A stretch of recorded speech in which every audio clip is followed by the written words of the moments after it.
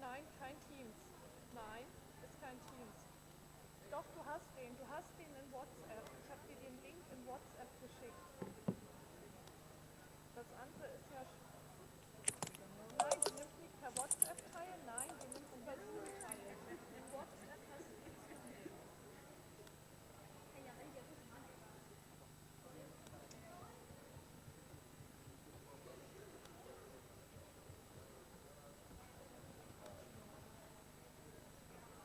Oke, satu. Yes, yes, yes,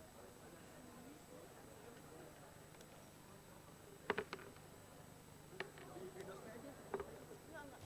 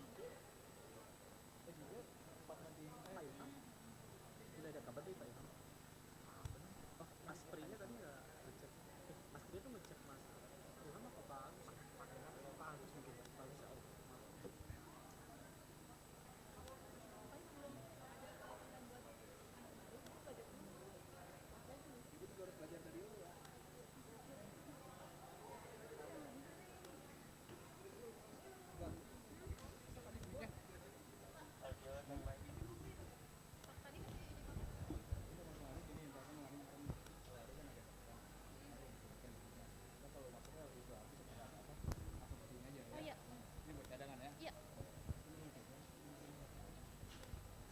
Cek, cek, cek.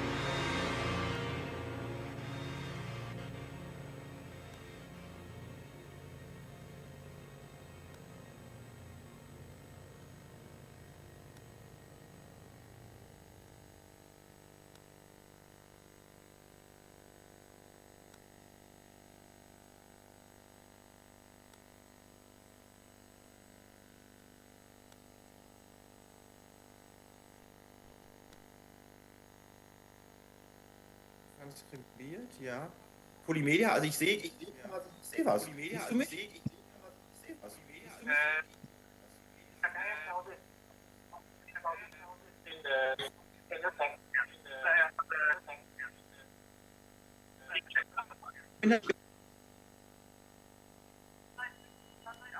Ja, kann sein. Okay, machen wir das mit Bildschirm oder ohne? Machen wir das mit oder ohne Bild eigentlich, Daniel? Okay, gut.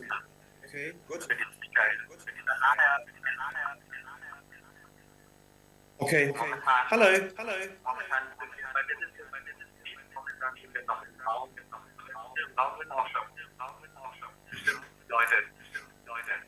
Okay, warte mal gerade. Gut. Okay. Can you see me?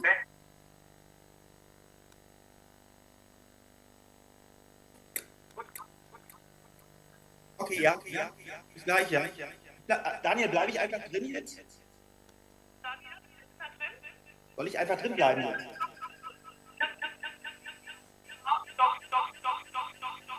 Weißt du,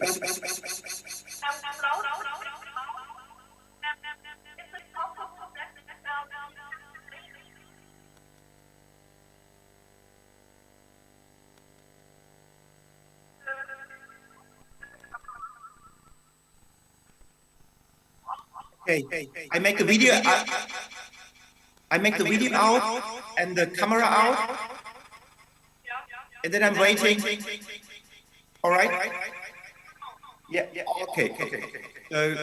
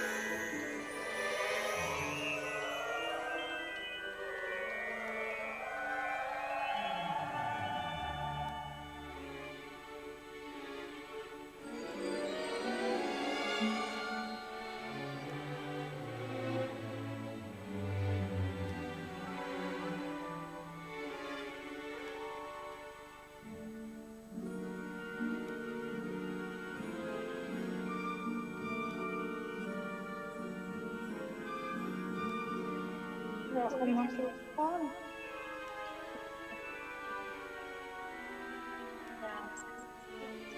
Kasih tahu mama, ajak bertemu.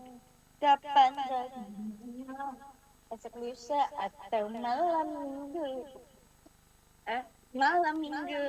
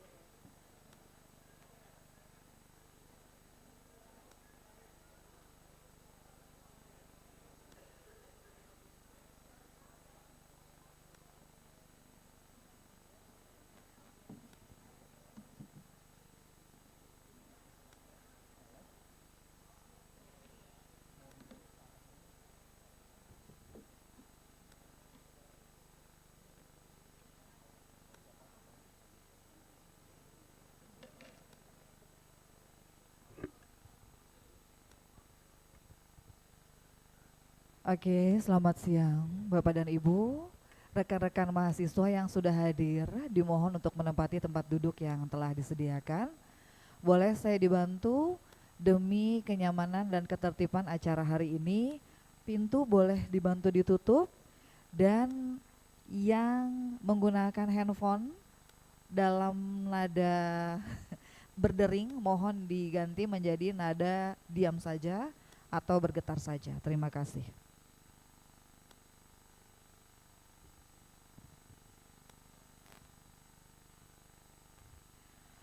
Good afternoon, distinguished Director of Polytechnic Negeri Media Creative, the Vice Director of Academics, the Vice Director of Students, Head of Department, Head of International Affairs, Ibu Lisa, Mr. Ilham Habibi, and team from Habibi Innovation Incubator,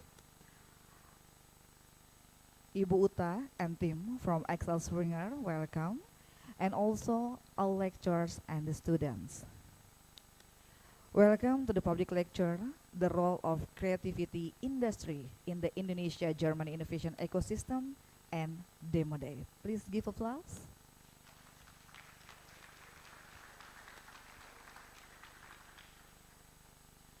Let us give thanks to Allah Subhanahu wa Ta'ala, the Almighty, for His blessing that allow us to gather here today in good health. As the first agenda, let's welcome to Director of Polytechnic Negeri Media Creative to give a welcoming speech, Ibu Dr. Tibriros Kartika. The floor is yours.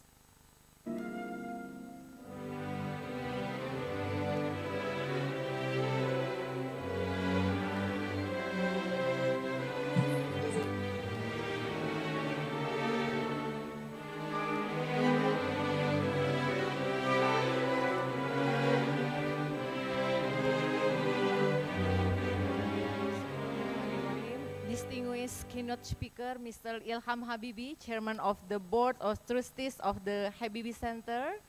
Distinguished guest, Mr. Klaus Neumann, Head of Go Europe, Senate of Berlin. Ms. Jutta Bennigsen, Head of Entry Program at Axel Springer.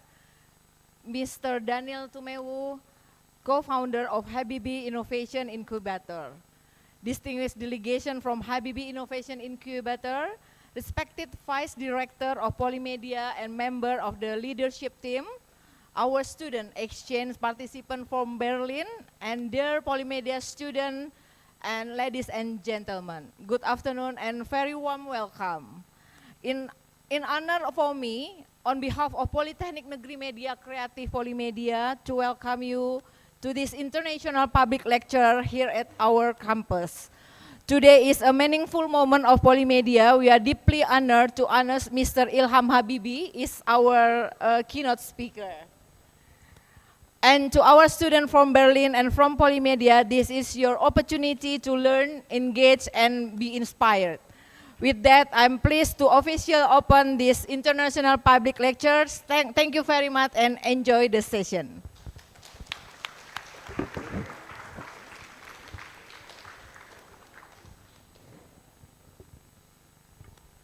Thank you, Ibu Director. And now, we will listen the welcome speech from Klaus Neumann as a representative Berlin Senate. Hello, Mr. Klaus. Can you hear me? Hello.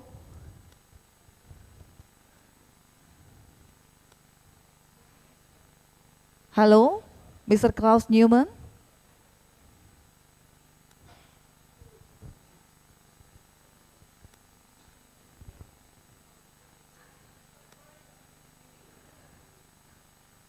Hello, Mr. Klaus Neumann, can you hear me?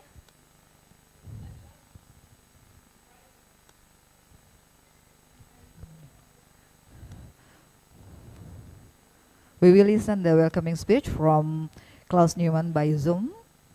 So we waiting. Hello.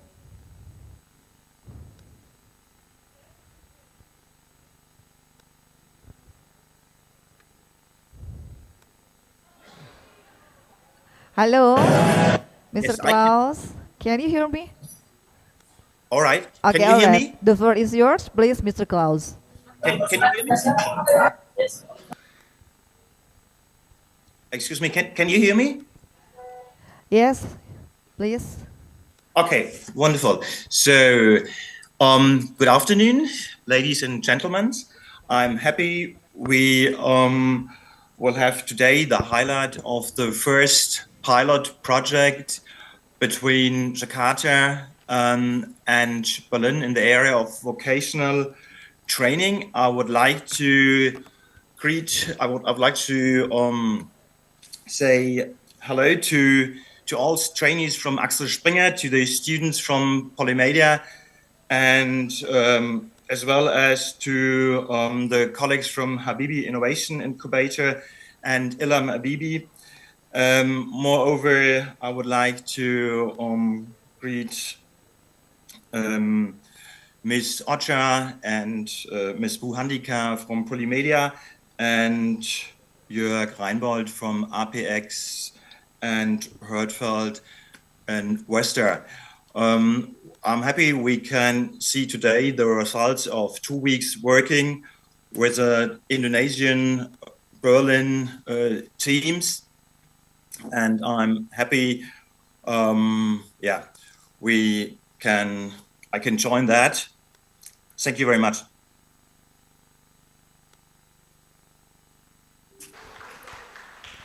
Thank you, Mr. Klaus, for welcoming speech. Ladies and gentlemen, so we will give the appreciation to Mr. Ilham Habibi and Ibu Uta. We join Ibu Tipri Roskartika to give the appreciation to Mr. Ilham and Ibu Uta.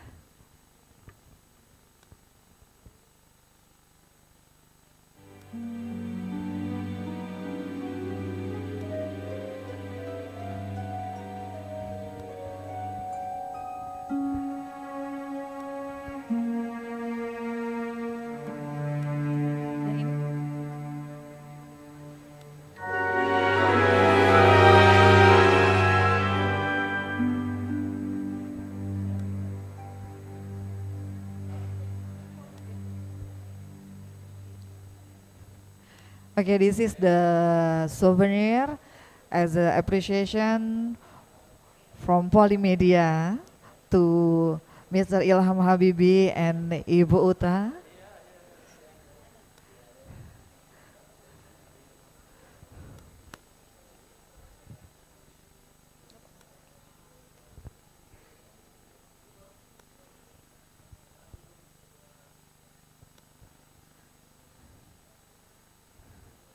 Please take a picture.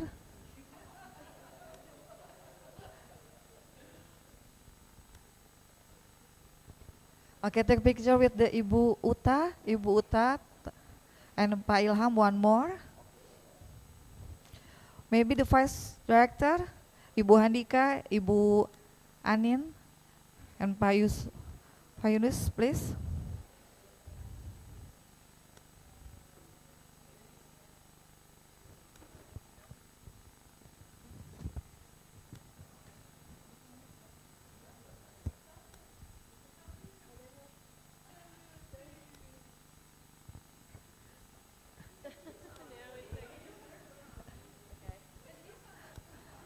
Ibu Lisa also, as a coordinator of International Affair of Polytechnic Negeri Media Creative. Please take a picture together.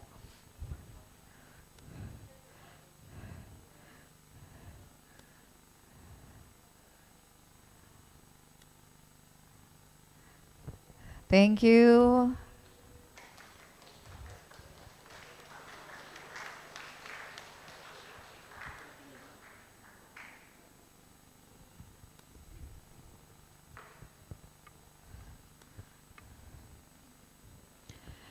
Okay, ladies and gentlemen, now we will enter the main agenda of today.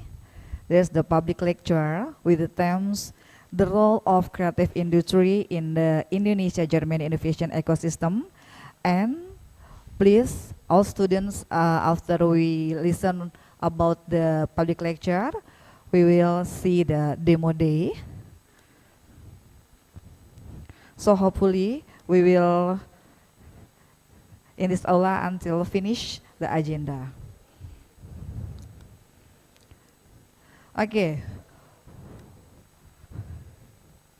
In this session, we will lead by Bapak Daniel Tumewu as the CEO and co-founder of Habi Innovation Incubator. Thank you, Mr. Daniel has joined with us. And next, the session, please, the floor is yours. Yeah, thank you. Thank you very much, everyone. Welcome. Sorry, I'm a bit handicapped. That's why I look a bit funny wearing shorts today.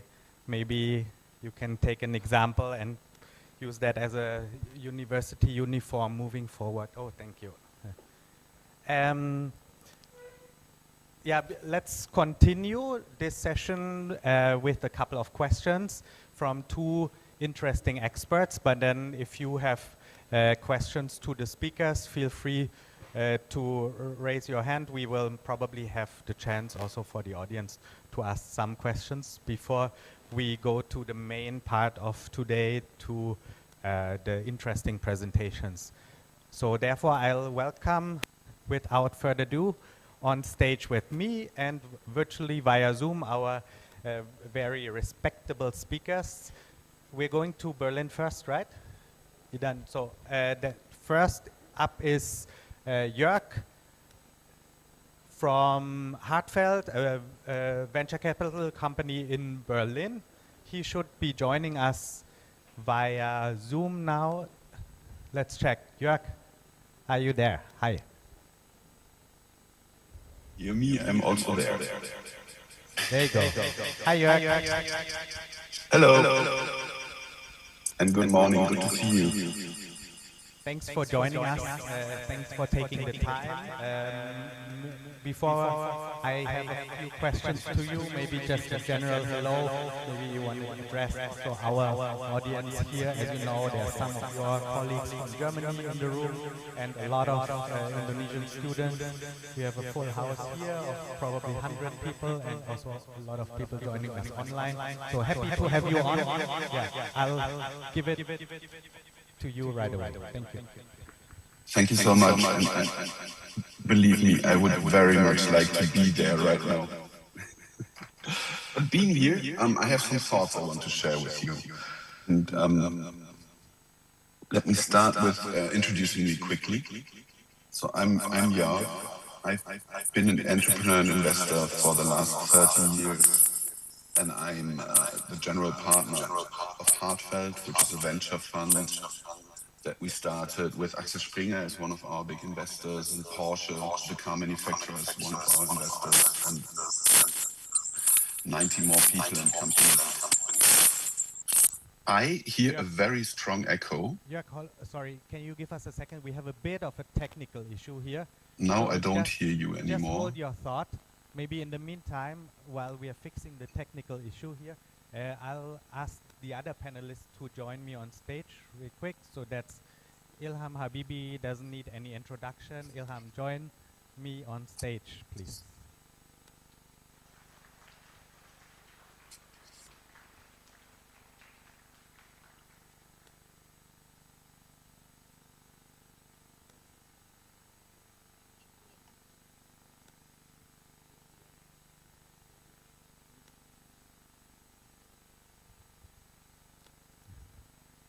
Okay, so to the team, let me know once the issue is fixed. So maybe in the meantime, I'll give the word to Ilham, maybe also to address the audience. As you know, teams from Indonesia and from Germany have been working 2 weeks on this project, and we're looking forward to see their innovations. And yeah, before I have some questions to you about the innovation ecosystem, maybe just a general hello from your side as well. Well, hello everybody. Good afternoon. Selamat sore. Guten Tag. My name is Ilham Habibi. I'm a partner of Daniel in the Habibi Innovation Incubator. And I'm very happy here that I see a good collaboration between a German institution, company, and an Indonesian institution, university. Because I think most of you know that I spent half my life in Germany. So it is like two countries that are very close to my heart. One, my national country, because I'm nationality is still Indonesian. Many people think I'm also German. No, I'm not. I'm only quote-unquote Indonesian, but I do have a German life stay permit. So I can stay there for all my life if I want and do work and everything, but I don't have a German nationality. But I was born, I went to school, kindergarten, school, university. I worked there for 31 years. So it has been a long time that I lived in Germany, and I know that from instinctively that actually Germans and Indonesians are a good fit. Yeah, and I think this is the proof in the pudding. I mean, Germans have certain characteristics that Indonesians don't have, and vice versa, and they match well, I think. Yeah. So both, and I talked to Mrs. Uta already, I think this is very complementary, and I look forward to the innovation to be presented by a co-creation process between Polymedia and the group from Axel Springer. So I think that's all I have to say, and I give it back to the moderator. Thank you, Ilham. And then we'll try again with Jörg in Berlin. Hopefully it works now. Sorry, Jörg, we cut you off before.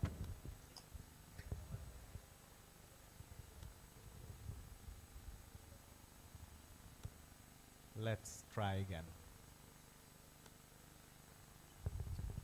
Jörg, So yeah, feel free to continue. next try. Yeah. Nah, much better. Yeah, okay. Yeah? Please continue. Okay, only one Jörg, no echoes. That's helpful. Okay, now I hope you can hear me. And what I wanted to share with you is some thoughts on the things I learned about building bridges. And I started, as I said, 30 years ago, starting my first company, building organizations in Germany, Europe, the US, in Taiwan. And I once, in another life, I worked as an eBay managing director in Germany, where I had to build the company from being very tiny to very large. And there I learned that connecting with my international colleagues in the US, and then running or helping to run eBay in Taiwan, I learned how good business ideas in different cultures can unleash a lot of potential. And I truly believe in people taking agency, creating things, and allowing for success. And agency is the topic I want to talk to you about. I think that for me, it's a core idea of what I do and how I do it. And I mean it is in the sense of agency for me is taking responsibility for learning, changing, and growing individually and as groups. And I think what we are doing here today and in the past weeks, and hopefully in the future even more, is exactly that, taking agency in bringing change, in developing ourselves and also developing together into something that we might not be able to imagine today. And this is actually what gets me out of bed every day, thinking about these things and working on making them come true. And one common thread in my life is choosing agency, choosing to spend time with people who choose agency, and doing this across cultures. And one other core idea of agency is to not wait for permission, to do things, to not know what's going to happen next, and to not know fully what to expect, but still making plans and starting to do things. In practice, I think that means that you have to ask better questions. You can prototype early. You can and you have to cross disciplines, and you have to choose learning over certainty. And as far as I heard, that's exactly what you did over the past few weeks. And I hope that together we can, over the next few weeks, create even more like pockets of agency together that then can spread into even bigger moments and maybe projects or maybe bridges. And I think that's a very important thing to build. I think bridges need to be built between humans. When humans are connected, then you can connect these humans across their disciplines. And if you do that on a larger scale, then you can really connect countries. And this, I think, is a huge opportunity for us to really create like ecosystems together, to connect on topics and connect the quite far away, but I think super interestingly to connect Indonesian and German and European ecosystems. And why what we are doing here matters so much for me is this is not so much about like perfect ideas. It's about shared learning spaces. It's about the differences and the synergies becoming fuel and not friction. And I think agency grows when real humans come together and do real things together, which is a little bit challenging over video calls, but doable. Yeah, I can't wait to see you in person, to hopefully see you in Jakarta in maybe next year, and really build more bridges together, real bridges with real humans doing things together. Yeah, I hope that that the audio worked and that you heard what I perfectly fine, and thank you for those interesting statements and words from you, Jörg. Talking about building bridges and spending more time, you know that we're dying to have you spend time with us here in Indonesia, and we're working on that. And we hope that there will also be more collaborations going on moving forward, with this project here being the first out of many great activities. From your point of view, you mentioned before you've done business in Asia, in Taiwan, as well as in Germany, in Europe, in other parts of the world. What are interesting synergies you would like us to look into? What are ways how we can better connect the ecosystems, in our case, the German and the Indonesian ecosystems, so that it matters for you as an international investor? Yeah, so my experience is how we can work together. Let me first talk about what connects us. I think good entrepreneurs and good people who want to achieve something, they are very similar everywhere. They have like ambition and they want to do things. What is different though a little bit can be the culture, how you do it. And I'll be very blunt and direct. In my experience is that we sometimes from Germany or Europe come across a little bit brutal by being very like direct and fast forward and maybe sometimes a bit aggressive. And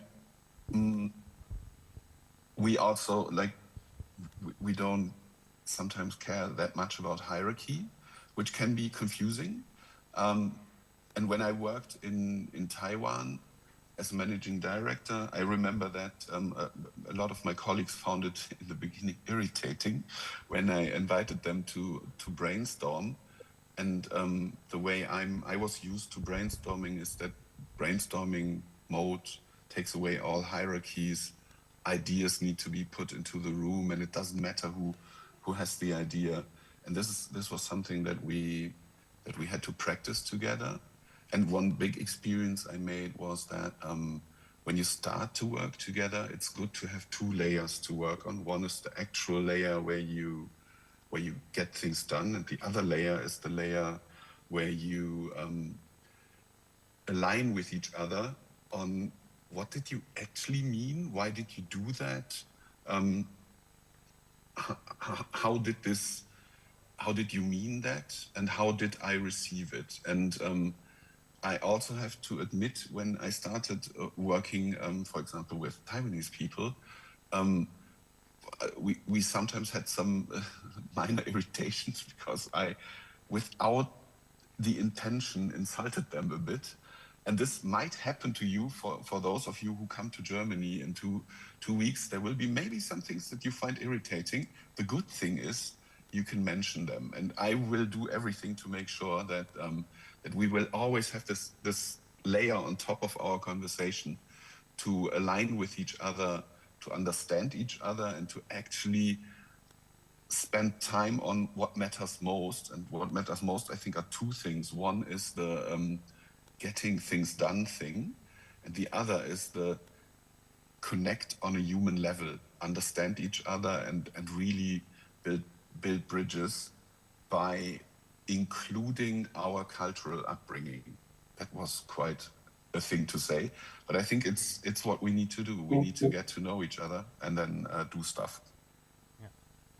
Thank you, Jörg. I think I can pass that question to Ilham right away. Mindset.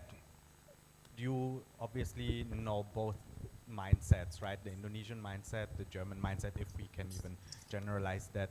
What do you think can be done? How can we best learn from each other, and what are benefits from learning from each other? Yeah, I hope I understood that. I understood your question correctly, because the audio is hard to understand a bit. The question was for Ilham here on the panel, so I'm trying to switch. Yeah, thank you. Okay. Yeah, I think particularly for Indonesians, it needs to be an atmosphere which is non-threatening. Yeah? Indonesians tend to be shy.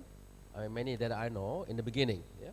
Once they know the other better, then it can be quite different. But the early phase is always more touchy, feely. Yeah? It's really they're not immediately jump into action.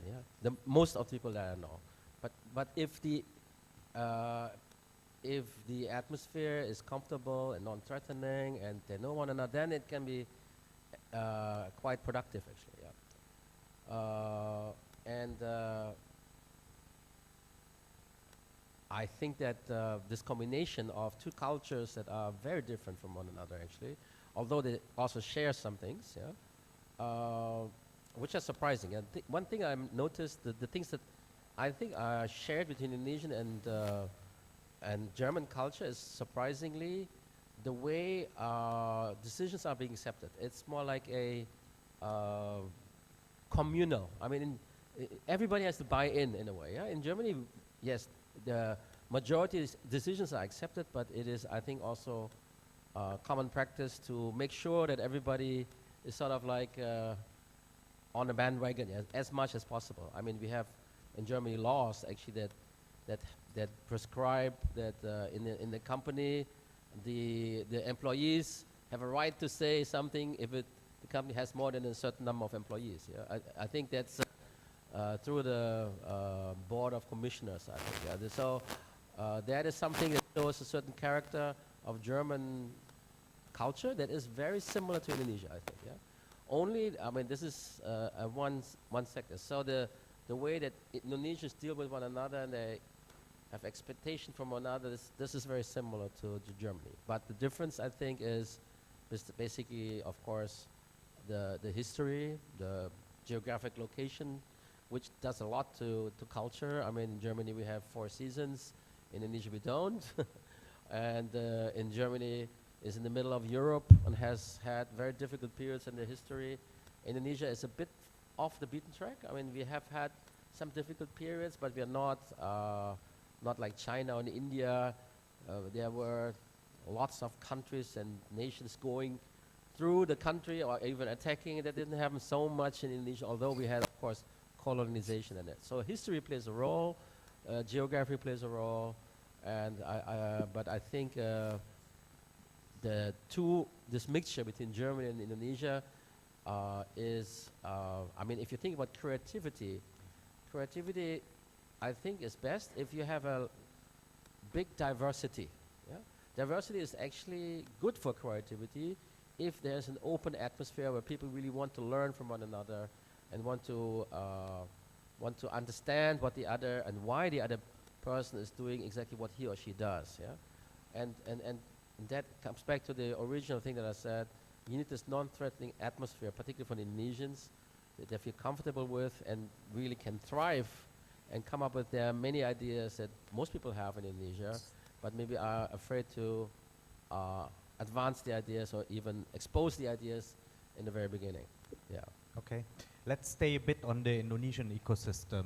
From your point of view, what we haven't really seen a lot of like Indonesian international success stories, right? When we talk about like global startups, unicorns, there have been a lot of local success stories, but not many global. What do you think is the main barrier here? Yeah, that's exactly. If you spin the statement further that I meant before, that Indonesians in the beginning are a little bit shy. Yeah? Indonesians are not very good at marketing themselves. I mean, Indonesia is a country, right?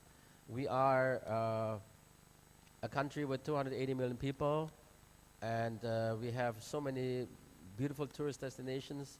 But when it comes to tourists coming from outside Indonesia to Indonesia, we lose out to Thailand and Malaysia, which are only a fraction of our country, right? But that is because we are not so oriented towards the outside world. Maybe that is the disadvantage of being a very large country. We are very insular, and maybe also an island country. We are insular, we are big. Most Indonesians are, let's say you're an entrepreneur and you have the opportunity to export. Most people would not be so oriented toward that because they say, well, Indonesia is already such a big market. We can't even comply with what we have here. We don't really need to export.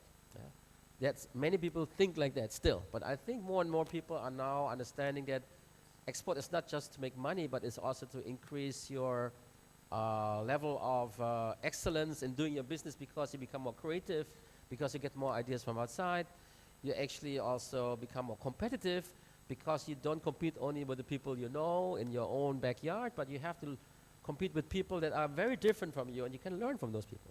So I think this situation, where Indonesians, we are aware about that we are a very big country, and we are not only big in terms of number of people, but also, if you look at Indonesia, west to east is like flying from London to Dubai or so. Yeah, it's really very, very big. It's a continent by itself. And so that creates the Indonesian mindset. Yeah, I mean, we have to remember that Indonesia is a relatively new creation itself. It was only become independent in 1945. The fact that we do have a national language, historically speaking, came only, and the decision, the foundation of the decision was made in 1928. It's not even 100 years back. That people came together and said, okay, we need one nation, one country, one language. Yeah? I mean, if you compare it with Germany, Germany has had, okay, it's not too dissimilar. Yeah? Germany, as a comparison, is also, comparatively speaking to other European nations, not that old. Yeah? The first time there was a Germany, as a united Germany, was in 1871. That was, about 150 years back. And if you compare it with England or France, it's much younger. Yeah? Before, you had also many, many different German states, and they came together, but the language of German as a national language, that was basically already, that came before, particularly because of religion, I think. Yeah? Because of Martin Luther and the Bible, it was translated into German, and everybody was reading this, and so that was the foundation. So, but for both nations, you find this process of unification is actually more bottom-up rather than top-down. Jörg, let me ask a very direct question to you in Berlin, because you mentioned Germans are so direct, right? So if we are talking about the Indonesian ecosystem here, from your point of view, and obviously a lot of entrepreneurs would be interested in this, if Hartfeld would launch a Southeast Asia strategy tomorrow, what Indonesian sectors would be investable and interesting to look at for you? So the very direct answer is we would not, we hopefully will do that, but before that we really need to understand better how Indonesia works, what the people are involved with, how the industries are developing, how the topics that are shaping people's lives are, and where we as an early stage investor can make a difference. And we would want to connect with the founders of this generation in Indonesia. And the good thing about Hartfeld is we are sector agnostic. So we are interested in early stage founders. So we would want to meet the people who start the companies now that will hopefully shape areas and industries in Indonesia over the next few years. And this is how we invest all over Europe and a little bit of America right now. So the idea is to really meet the founders. They are the most important people and topic to talk to, and then invest in the ideas that they have, because usually great founders have the ideas that will shape the economies where we invest. So we would look for the people, and then the ideas come with the people. Does that make sense to you? Yeah. If you say you would look for the people, do you have a specific skill set or mindset, like check that you would do? Let's say if our Indonesian students, obviously many of them still very young and still considering to become an innovator or an entrepreneur, what makes a good entrepreneur?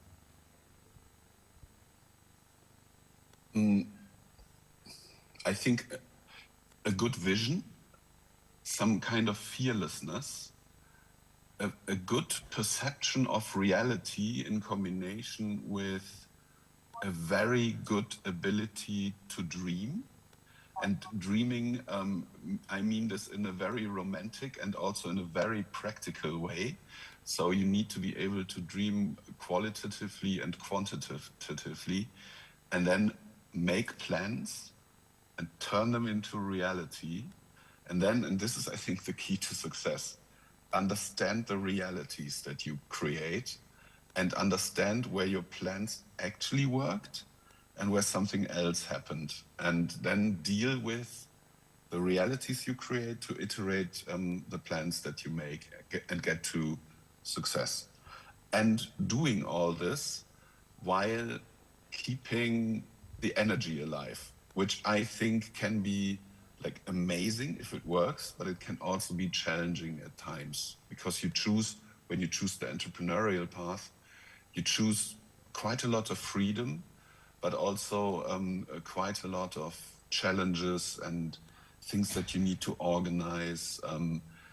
You can and have to shape everything, which can be exhausting at times, but also extremely rewarding when it works and when you create something that is a home for other people, that touches a lot of humans. I think that's a very important thing. Yeah. Yeah, thank you. It's a bit complex, and happy to share more with you, and maybe we can come up with formats where we can do this conversation more often with people who are interested in discussing this. I'm available. That's what I want to say. If anyone wants to talk to me about this. Thank you.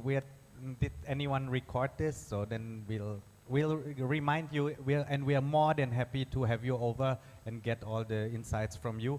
I hope everyone was taking notes here. Very insightful so far. I want to talk to both of you about Germany as well, because we're doing a German collaboration here. And Jörg, staying with you, obviously Germany is known for deep tech, for industry. That's what people know Germany for. But from your point of view, where do you see the most exciting innovation happening right now in Germany? And maybe things that people overlook or they don't really see in Germany? Yeah, so I think our society is going through some change in our industry as well. Sustainability is a huge topic here, although there's questions how far we can become green and sustainable. So no one is really questioning that we will have to transform most of our industries. But like always, when you have to transform things, not everyone is like super supportive of it, and change is not always like embraced.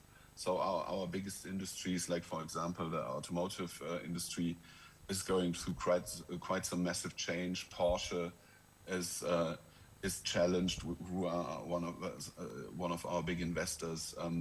So there's a lot of change going on, and then I also think that. There's a lot of opportunities with AI, everything that's happening here. I think Europe is trying to have a more regulated approach to AI compared to the US, for example.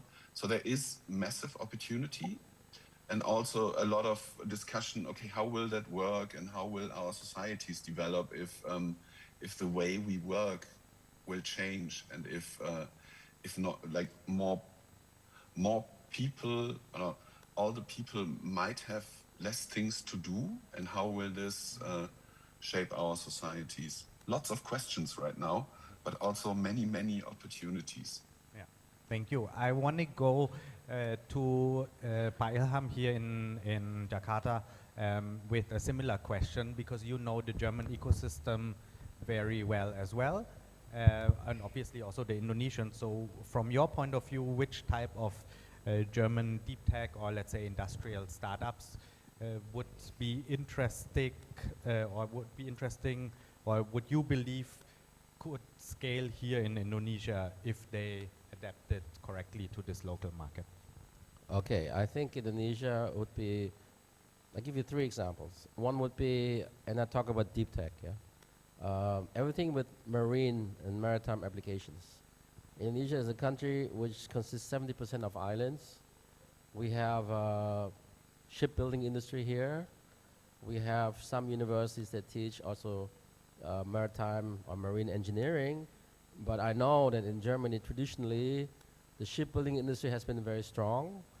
It's, of course, has been challenged in the last decades by particularly the competition from Asia, and I mean, in the beginning it was Japan and Korea, but now it's China.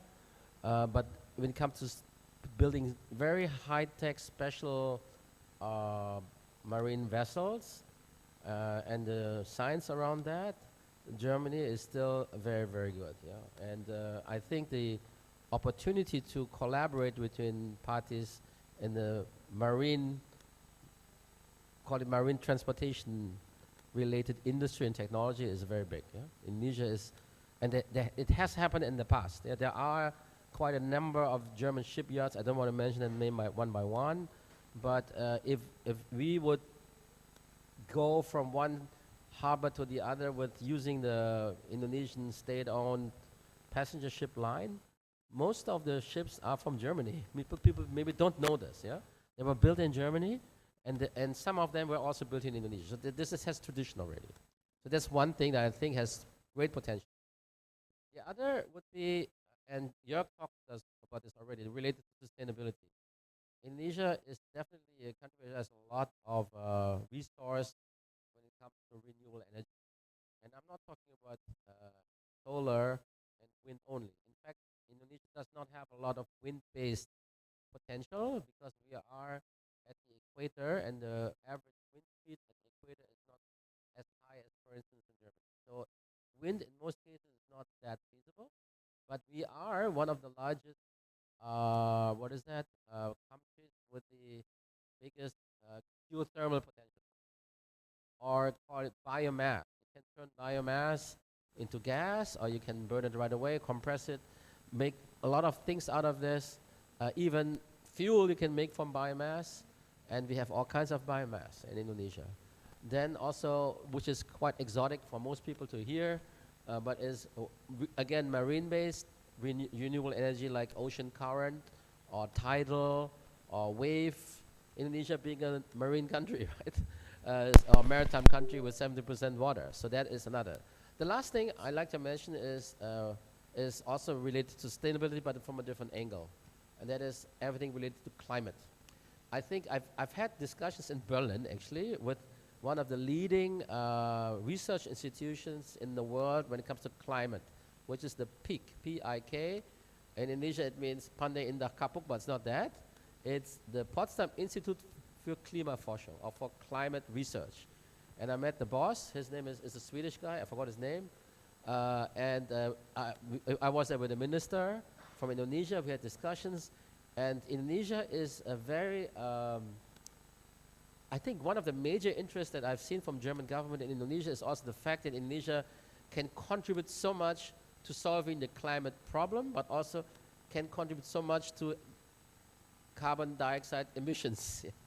We are a very large emitter, although we have to also admit and understand that if you do per capita, Indonesia is very low, yeah?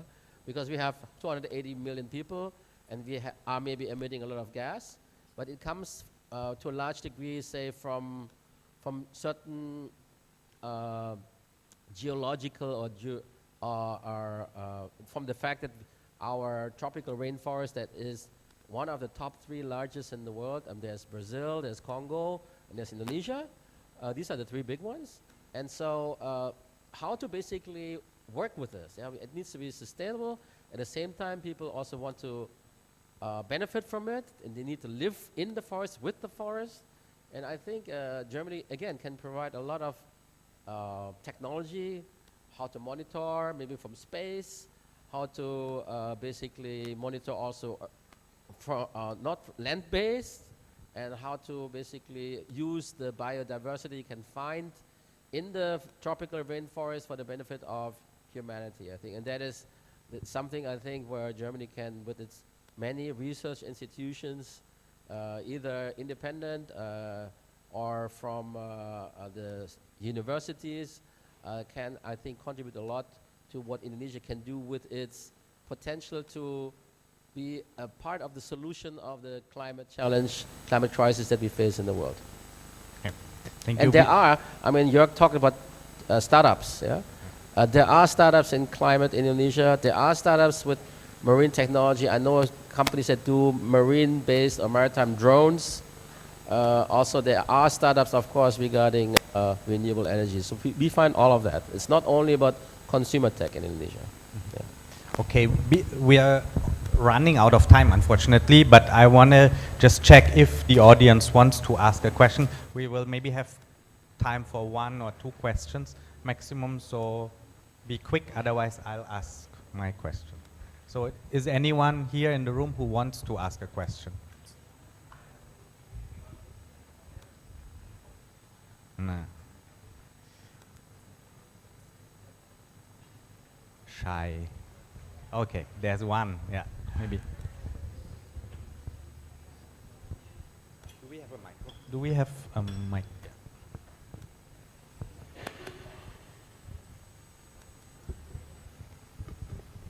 Thank you very much. My name is Jovian Satria from Film and Television Production, and I have a question like, how important is specialization compared to having a multiple skills in industry? For like in German or Indonesian, is it important to have specialization or having a multiple skills? Thank you so much. Okay, thank you. So I don't know who wants to maybe both. Quick answer from both. Better a very deep specialist or better a broad generalist? Well, in my experience, we did both. Yeah? I think, but from a personal development process, I think it's normal that people specialize first. Yeah? They learn something very deep, and then later, because of the job, you have to learn other things, but you already know something very, very well. If I look at my own education, I'm an engineer, and I did many years only that. Later on, because of my job in the industry, I had to do other things as well. I became a manager. Yeah? Then you have to learn other things, and then later, if you rise in have a career, then you maybe go even out of your field. You're an engineer, and you become a manager for many engineers, and then later, if you say you become a member of the board of directors, you have to learn about finance, you have to learn about so many other things. But that's at a high level, yeah? But let's say you are working a project. Yeah? Sometimes, in these days, we have tools, right? I mean, we have computer-based tools, which are actually helping you and everybody to be more capable in doing many things, on many different things, in parallel.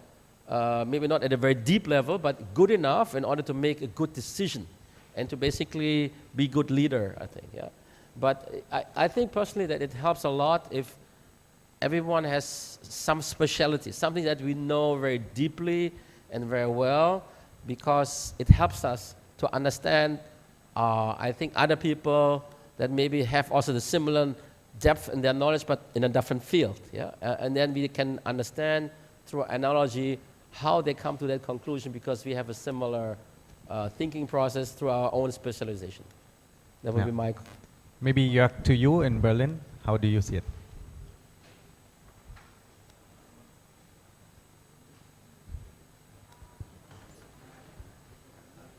Sorry, we don't hear you right now. This continues. You always have to learn, and I think it's very important to stay curious and develop, and I think it's possible as a human to have several areas where you can become an expert, but always choose how you want to develop, what you want to learn in the future, also what you want to learn in addition to what you already know. And then there are sometimes things that you have to unlearn, which is also a very interesting topic. When you get a little bit older and you make more experiences, there are some things that you might want to unlearn. But I think going deep in the beginning is very important in order to understand what is there and how you can like really go deep into one area, but still stay open. Yeah, thank you. I think we'll cut it here because we still have a lot of program following up, and you can, if you still have questions, you can keep them for your next session with Jörg and Ilham to be continued. One last question for you to close. Maybe if you personally would need to back one specific area of innovation, what would that be looking into the near future, let's say the next 10 years? And how optimistic are you generally that, you know, that we will still be collaborating within those next 10 years together, with the world being such a crazy place as it is right now? I'm trying to end on a positive note. I hope you join in. Maybe Jörg first. Yeah, so I hope I understood your question correctly. What I understood is what is an area I would get involved in that will shape the world in the next 10 years. And I think the only answer that comes to my mind is artificial intelligence and how it can be applied to to how we work, how we live, how we learn, how we shape it, how we utilize.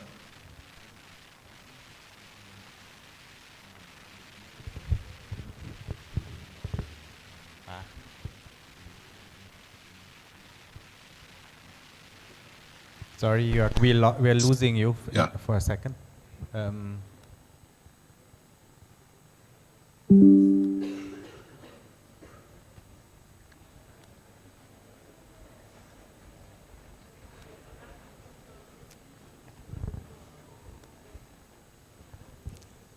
Does it work now? Okay. Sorry, you can continue, I think.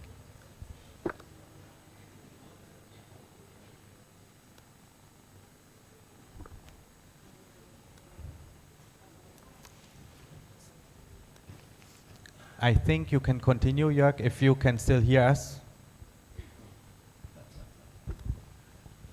Well, yes, I can speak, but I don't know about what. The picture vanished, so I don't know if I'm still on air. Can you just tell him Good. to continue? Yeah, please. Yeah. Did I answer the question?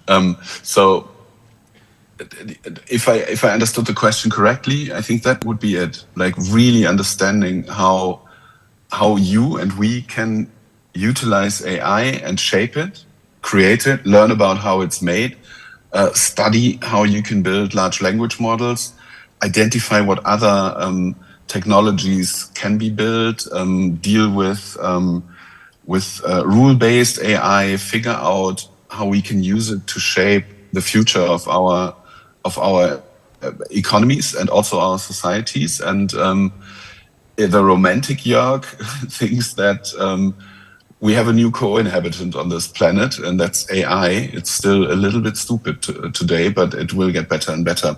And I think we have a massive opportunity in our hands now. Thank you very much. What does the romantic Ilham think? Okay, well, I think that I would agree with Jörg, actually. This is maybe the answer that most people would give if we would have to describe or to think about something that would be very dominant in the next coming years, yeah? And I think AI is definitely in everybody's mind. What I like to add to what Jörg just said is the way we think about AI, I think has to be very clear, yeah? First of all, AI, there's two challenges. One is the literacy of all of us, how to use AI, and also the ethics, yeah? So we shouldn't be naive using it, yeah? At the same time, AI, what we will see in the future is many different types of AI. We see a big machine like OpenAI or ChatGPT or DeepSeek or what have you that can answer everything. But this is a very expensive AI. In technology speaking, it's called large language model. There are now developments talking about small language model or even tiny language model where we have specialized AI only for a certain sector or only for a few tasks, but it's AI. Yeah? And that, I think, will need all of us be more understanding what we can do with it. So the literacy is very important. At the same time, there's a certain standard of openness, particularly when it comes to the algorithm that we need to adhere to and be disciplined and open the algorithm whenever it's required. Yeah? So AI is definitely here to stay. And the other thing that I like to expose here is the big question that all of us have: if we use AI, does it kill creativity? Well, I think the answer is very difficult. Yeah? I mean, if you would imagine, many people are afraid about the future of their job because they think that they could be disrupted or replaced by a machine.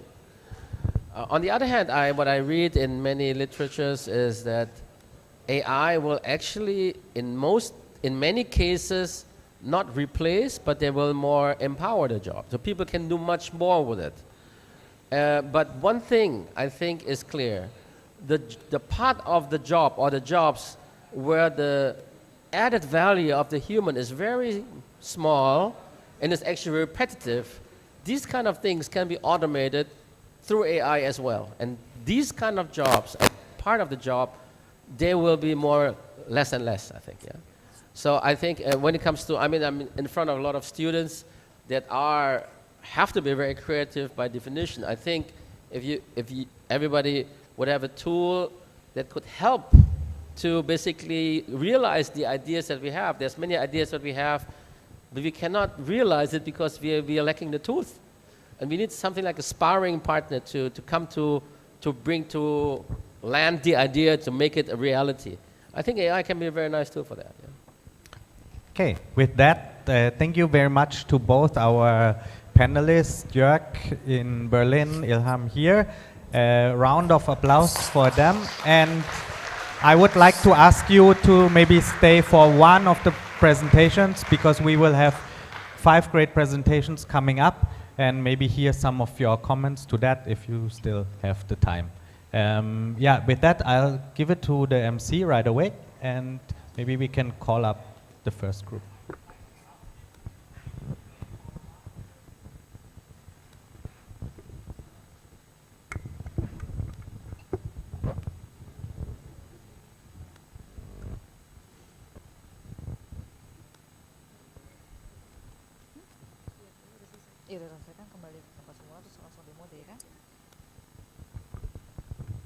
Okay, thank you for Mr. Daniel and Mr. Ilham Habibi for the panel session. And ladies and gentlemen, after the panel session, we move on the demo day. Demo day is a showcase projects made by Polymedia students. Before we demo day, please to Mr. Ilham can back again, and Mr. Daniel also.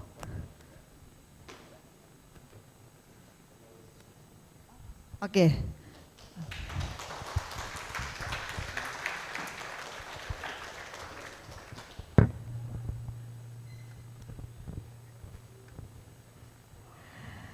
Okay. Thank you, Mr. Ilham and Mr. Daniel. Okay, I will inform that Demo Day is a showcase project made by Polymedia students collaborating with Excel Springer and creating about within 2 weeks. And we have 5 groups for today, for Demo Day. And I will inform that our event today, you can see in our YouTube channel, in Polymedia TV also. So I will inform that every group will present about 10 minutes presentation and 5 minutes to accept the feedback and question and answer from the audience. So for the group 1, DJI team, okay, the floor is yours.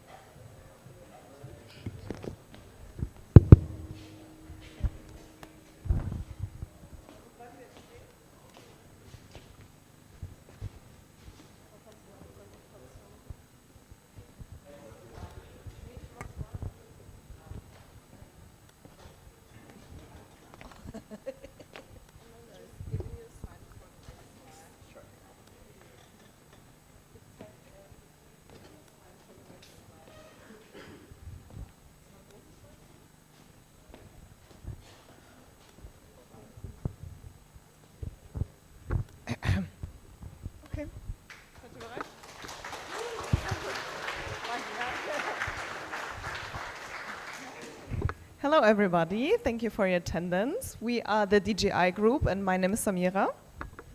My name is Tarek, I'm a graphic designer from Axel Springer SE.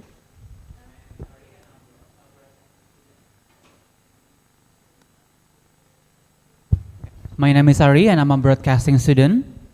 My name is Noraisha and I'm from graphic engineering students. And we had the task to create a video for the DJI challenge to translate a complex program in a simple video. And we did that in German and English. And Ari is now gonna tell us the concept. Asha's telling us the concept, sorry.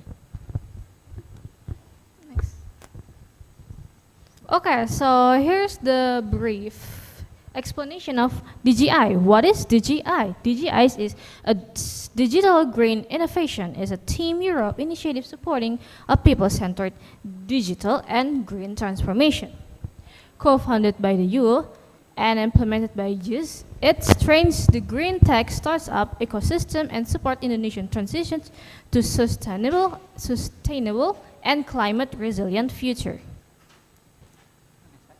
So this is the concept. So we're going to give a 1 to 2 animated explain video in a true visual storytelling. So it's going to be short so everyone can watch it, because a very long video would bore everyone.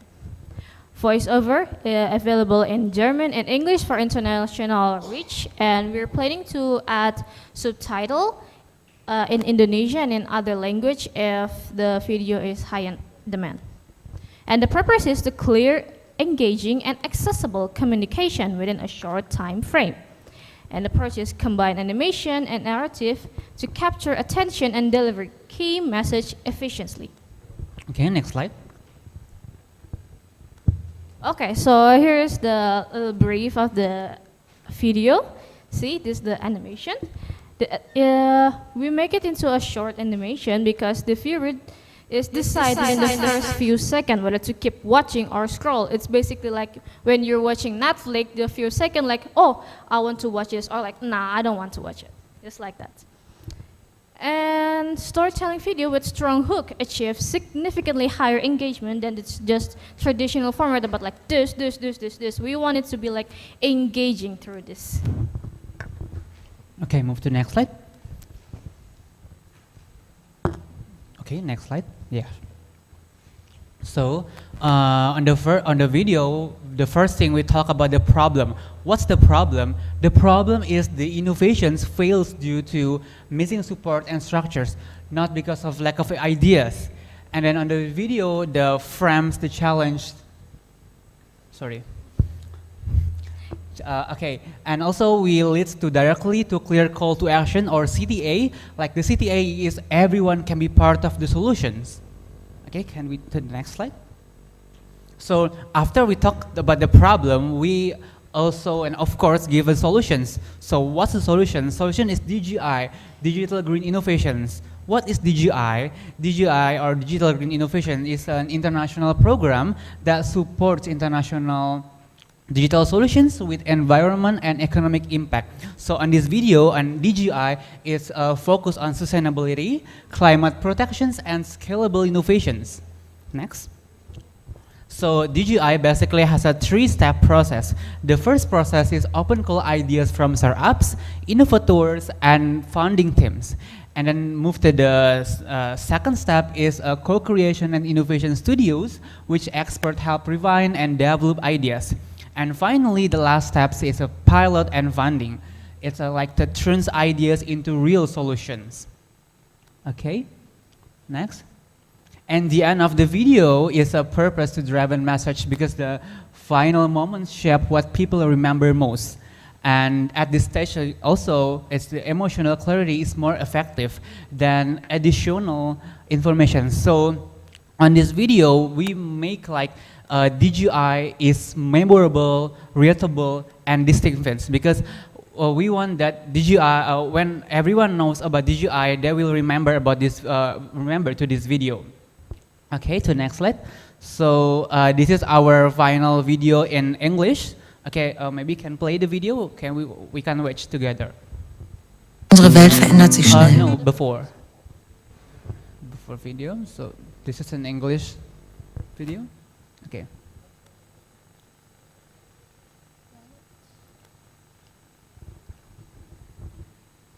Unsere Welt verändert.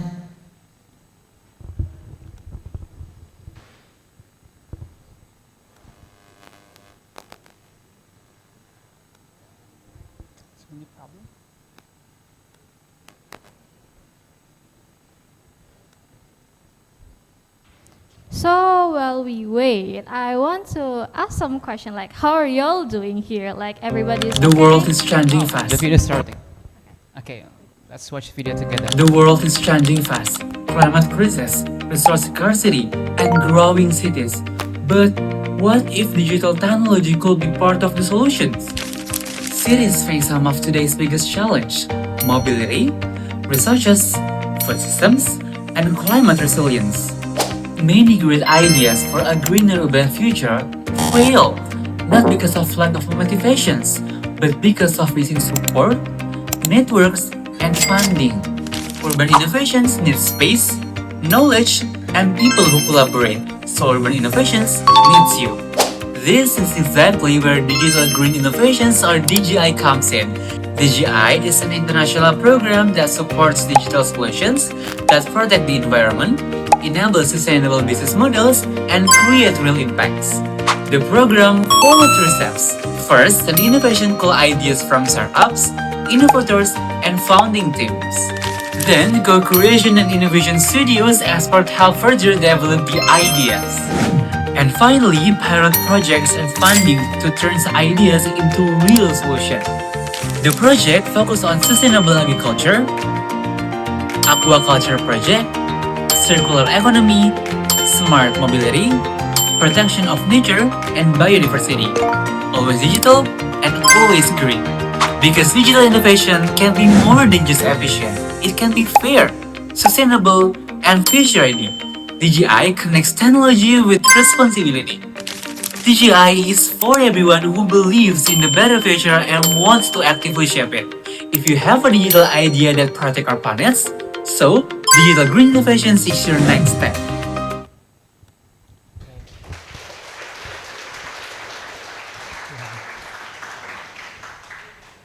Okay, so next we are showing you the promotional video, which is like, it's in German, but it's exactly the same text like you just saw, so don't worry, it's no any new information. It just has like some different visuals to target another audience group. And yeah, I hope you enjoy. Next slide. Unsere Welt verändert sich schnell. Klimakrise, Ressourcenknappheit, wachsende Städte. Aber was, wenn digitale Technologie Teil der Lösung sein könnte? Viele gute Ideen für eine grünere Zukunft scheitern nicht an Motivation, sondern an fehlender Unterstützung, Netzwerken oder Finanzierung. Innovation braucht Raum, Wissen und Menschen, die zusammenarbeiten. Innovation braucht dich. Genau hier setzt Digital Green Innovation, kurz DGI, an. DGI ist ein internationales Programm, das digitale Lösungen fördert, die Umwelt schützen, nachhaltig wirtschaften und wirklichen Impact erzeugen. Das Programm läuft in 3 Schritten ab. Zuerst ein offener Innovationsaufruf, Ideen von Startups, InnovatorInnen und Gründerteams. Dann Co-Creation und Innovation Studios, Experten helfen, Ideen weiterzuentwickeln. Und schließlich Pilotprojekte und Förderung, damit aus Ideen echte Lösungen werden. Projekte beschäftigen sich zum Beispiel mit nachhaltiger Landwirtschaft, Kreislaufwirtschaft, smarter Mobilität oder Schutz von Natur und Biodiversität. Immer digital, immer grün, immer umsetzbar. Digitale Innovation kann mehr sein als nur effizient. Sie kann fair, nachhaltig und zukunftsfähig sein. DGI verbindet Technologie mit Verantwortung. DGI ist für alle, die an eine bessere Zukunft glauben und sie aktiv gestalten wollen. Wenn du eine Idee hast, die unseren Planeten schützt, dann ist Digital Green Innovation der nächste Schritt.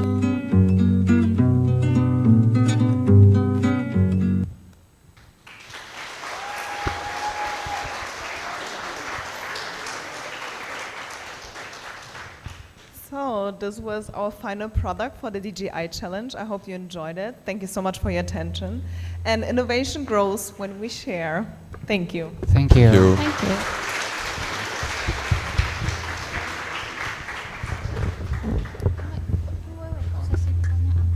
The DGI team still in your place, so I invite to Mr. Ilham Habibi to give a feedback for DGI team to give a feedback.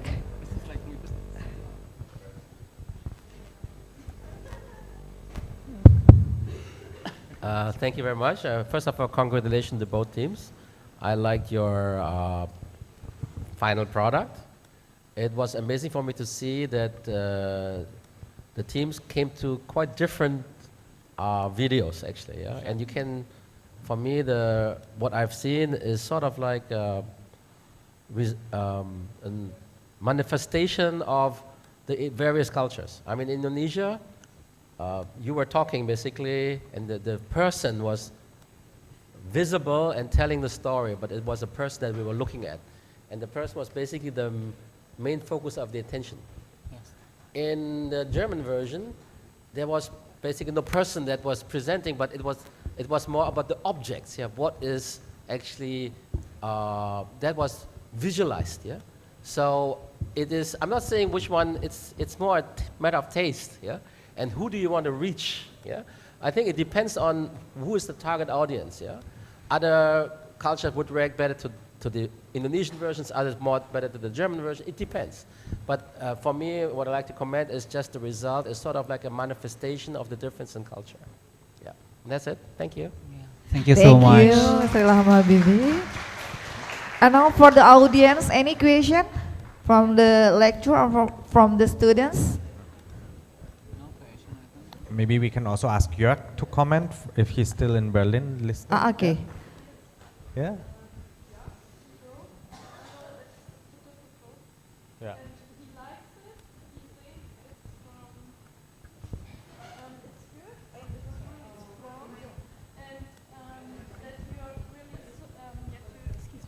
Okay, Jörg is writing. It's too difficult now to call.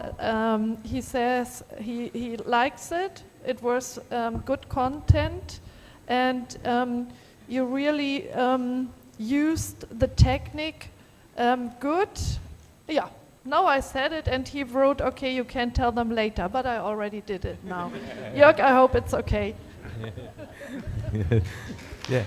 Thank you so much. And yeah, just adding quickly, I also like both versions. Similar to Ilham, it's quite interesting sometimes to see when you get results from different cultures and so on. Like the Indonesians coming up with something very, like very social media-like, right? With while the German team is more into the mood of it, and both of it is like for the program. It's really good and really inspirational for us. So I think even though of course we would need to tweak it here and there a bit still, but it's a very good inspiration for us. So I think that part of this project has already worked. So thank you for that. Thank you. Thank you so much.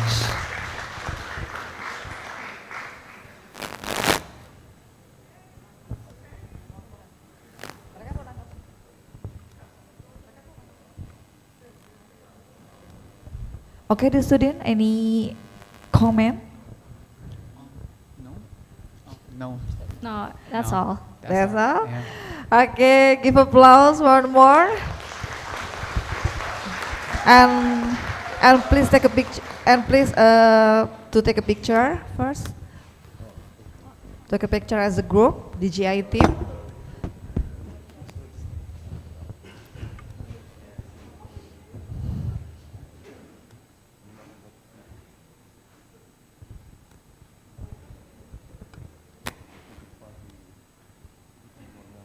Okay. Okay, good. Okay, thank you for the DJI team for the presentation. And now, for the second group, I invite the Smart Mobility team. Give applause.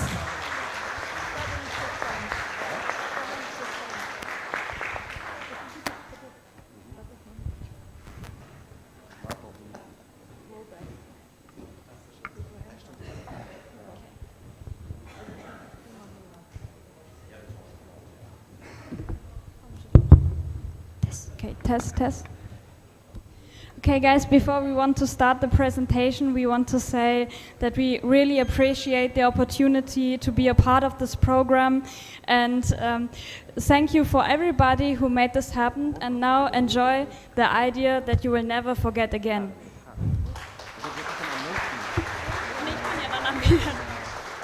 So, hello everyone, good afternoon. We are from Smart Mobility team. My name is Nabigail Kusmawan. I'm Nur Adinda Kotranada from Advertising Study Program. I'm Jolina, I'm apprentice of Axel Springer and hopefully become Media Management Assistant. And my name is Lucas, I'm a media designer also from Axel Springer. Okay, next. Okay, now because we have some new faces in the audience, first of all, welcome. I hope you're all feeling great today. I want to quickly introduce you to the product, to the grow bag. So we have a base, the card in the middle you can see, and it's made for different use cases. You can see it in the outer circle. Like, for example, as a street vendor, you could use it as water delivery, mobile zate vendor. It's my favorite Indonesian food, by the way. Resort laundry or mobile veggie seller and much more, of course. And the main advantage is that it's modular. It's driven by electric mobility, of course, and of course it's easy to attach. So everybody is able to attach that, even me, somebody like me, who is like not that talented. And yeah, next slide, please. Yeah, as we all know that there are a lot of people in Indonesia are still relying on a traditional cart. So it's not really efficient to them because the traditional cart is very heavy and they have to push it. So we introduce you a grow bag. So grow bag is basically a modular electric cart and it can improve the productivity for the street vendor. And also our target audience is urban community who value efficiency, mobility, and also dignity at work. Next.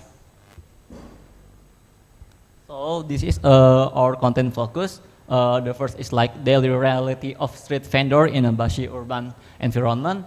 And next is bicycle exhaustion caused by manual and outdated carts. And how tools affect productivity and well-being.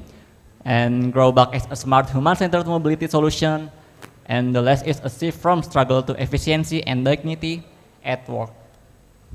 And also our objective is to build a brand awareness and also to introduce the grow bag as a human-centered smart mobility solution that can improve the productivity. Okay, next. So this is a visual of storyboard that we made to help our video. So the overall concept is like a documentary style storytelling based on real voice and what if moment as turning point, and also a everyday challenge of street vendors, and solution appear as a response, not an interruption.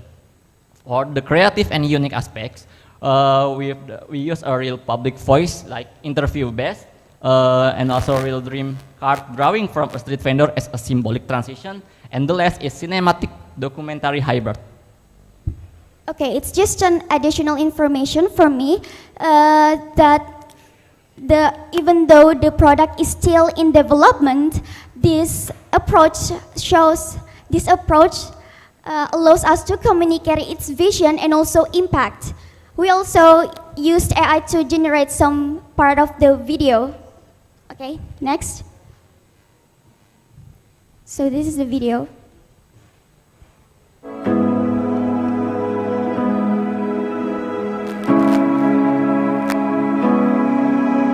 Yang satu sering kepanasan, yang kedua sering kehujanan, yang ketiga kalau dikasih jalanan tuh yang jelek, capek banget sumpah.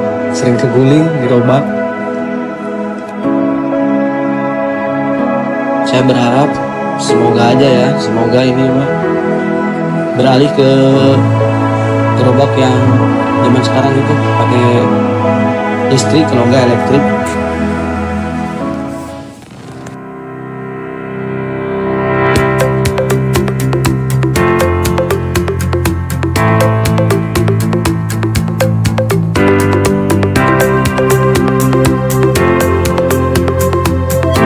Growbuck is a modular, electric cart concept designed from the voices of everyday workers.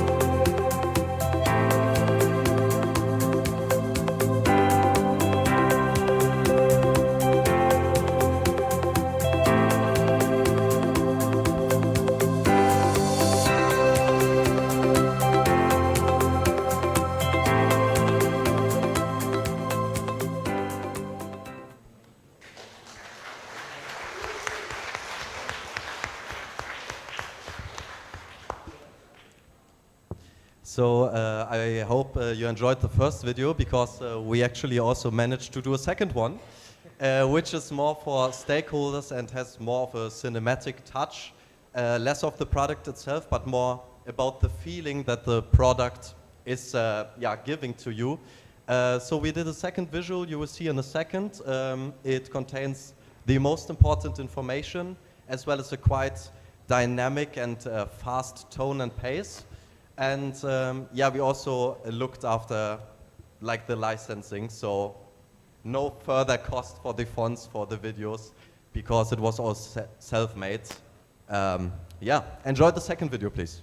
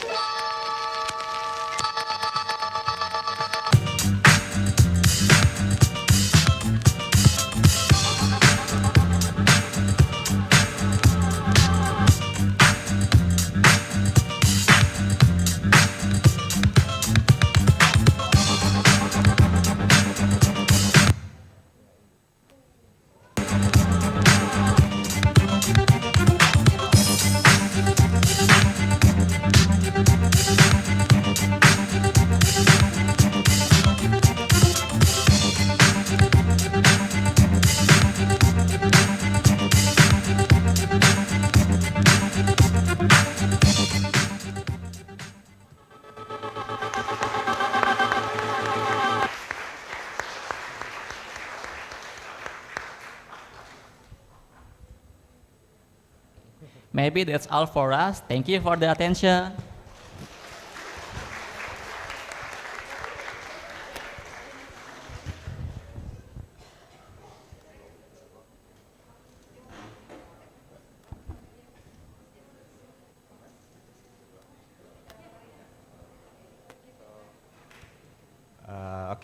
My name is Riza. I'm the co-founder of the Growback. Give applause to Abigail, Nada, Lucas, and Jolina. I'm really impressed. You created an amazing campaign. You really interpreted very well into even the title of the From Struggle to Smart Mobility is very smart. Also, you really maximizing like everything. All the information are really well delivered, and also the videos and the transition is very well made. I mean, congratulations for all of you. It's very good.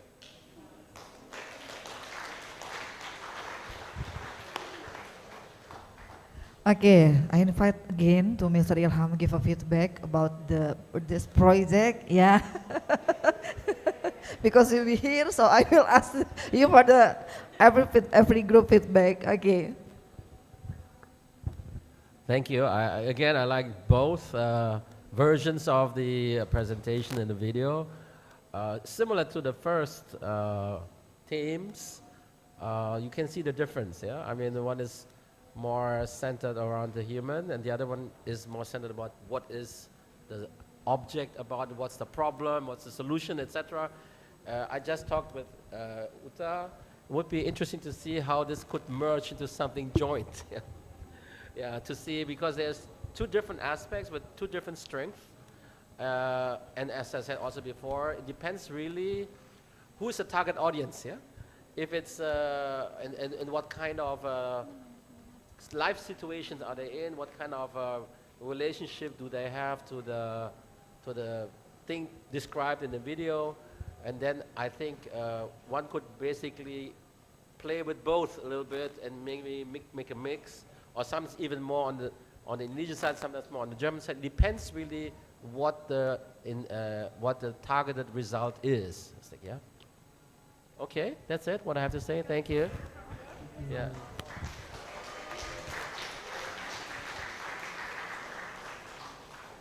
I'm reading what Jörg wrote, mega opener.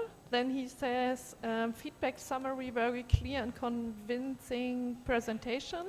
The product makes strong sense and clearly helps people work better. The explanation is coherent and accessible with a strong focus on practicality and real world impact. Especially compelling is the dual impact on street vendors and consumers at large. This feels like the right approach to drive adoption. That's his opinion.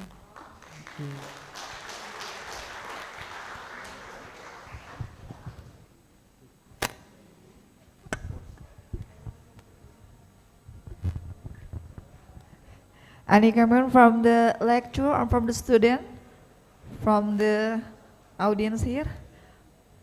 Just once? Okay, once.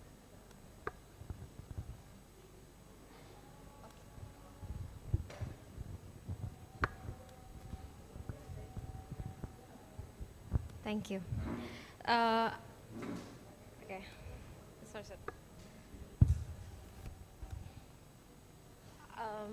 My name is Olivia Rameza Imani, but you can call me Ivy. I'm from advertising student. I would like to ask. I would like to ask one question about this whole presentation. Do you think this innovation might increase costs from the vendors, and how would you persuade them to use worth using? Thank you.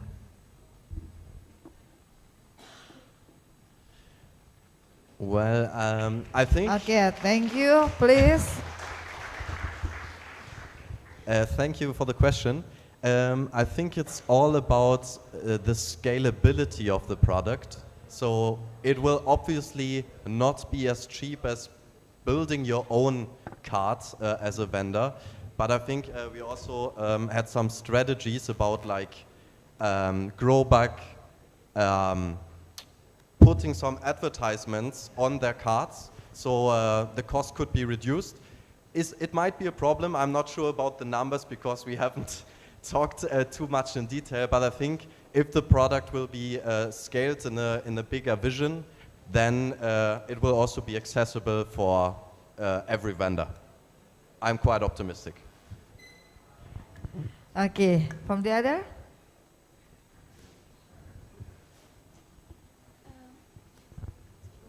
Okay, so for me, I think it can make more cost because we can do like a sponsorship with the brand. So the brand is like making out of home advertisement in the grow bag. So the grow bag, so the vendor will get a feedback from the brand. Yeah, so it will make more cost. Thank you. Okay, how? Okay, okay, thank you. From the second group, Smart Mobility team, to take a picture before you back.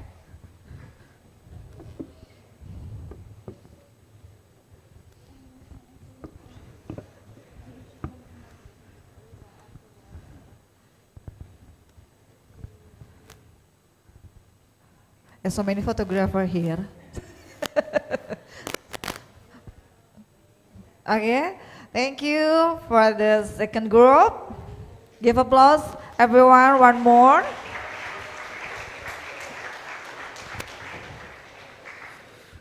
And for the third group, I invite aquaculture team.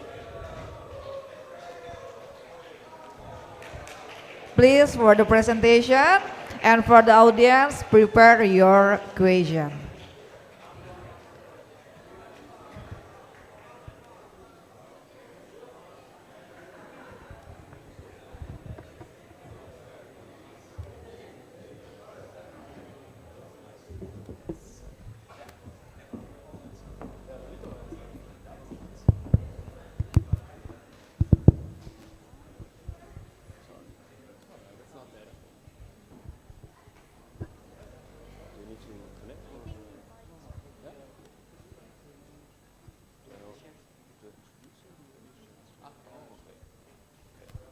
Hello everyone, good afternoon. We are the aquaculture project team and I'm Bodhi and I'm an apprentice at the Axel Springer, at Axel Springer. Hello everyone, my name is Rafael Aferos. I am a multimedia engineering. Hello everyone, my name is Kaysan Tachafia and I'm currently majoring in animation of Polytechnic of Creative Media. Hi everyone, I'm Niels. I'm becoming a media designer at the Axel Springers Ehe, and supposedly my mom is watching the stream right now, so hi mom. And we start off. So we are very happy and excited to present what we have been working on the last 2 weeks, and we have developed an website where we embedded an advertisement video, and the video will explain what aquaculture is, which problems the industry is facing, how those problems can be solved, and most importantly, why aquaculture is actually so important for local communities and national economy. And aquaculture is actually plays a vital role in Indonesia, not only because it's responsible for the fish production, but also for the production of many other water organisms. And does anyone of you happen to know what the main source of protein is in Indonesia? No one? It's actually, it's fish. And the aquaculture industry is actually facing major challenges. And for instance, all these fish have to be stored, fed, and nutritioned, and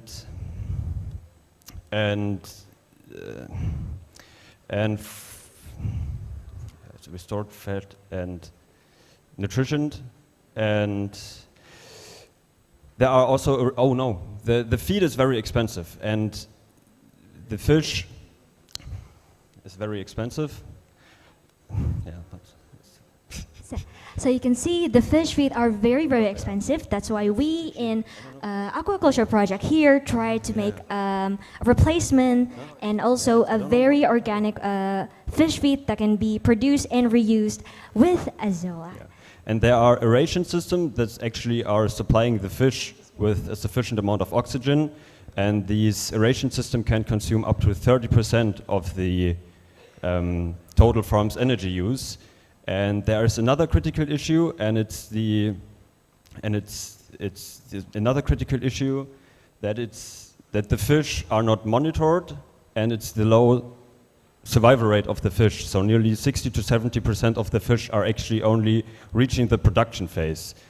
And one reason for that is insufficient monitoring, and the other is the untreated wastewater. And our concept and our vision is to actually communicate these complex challenges via a clear and accessible storytelling animation approach. And the combination with the video on our website really allows us to educate, engage, and show how sustainable aquaculture solutions can work, and that via an immersive and intuitive work. So now Rafi will guide you through the website. Hello everyone, my name is Aferus. So I'm going to guide you with our website. So our website has the name of aquaculture. So why is it named aquaculture? Because it's organically made product. The SECAR, the investor, right? The investor of the project used organically products. Organically made product, yes. Yeah, so let's just get into the website. So here we've designed the website to be clean and professional, but also interactive and eye-catching. Here we focus on 4 things such as economic stability, regenerative design, knowledge transfer, and community growth. And yeah, this is the picture of the place. And then moving on to the product, we managed to make one system but has 2 impacts. So this is the roadmap of the product, such as spot trending, unifying stakeholder, and creative engagement, and last is local action. And then these are the benefits of SECAR. SECAR features price stability, production cost, sustainability, user onboarding, economic impact, and resources.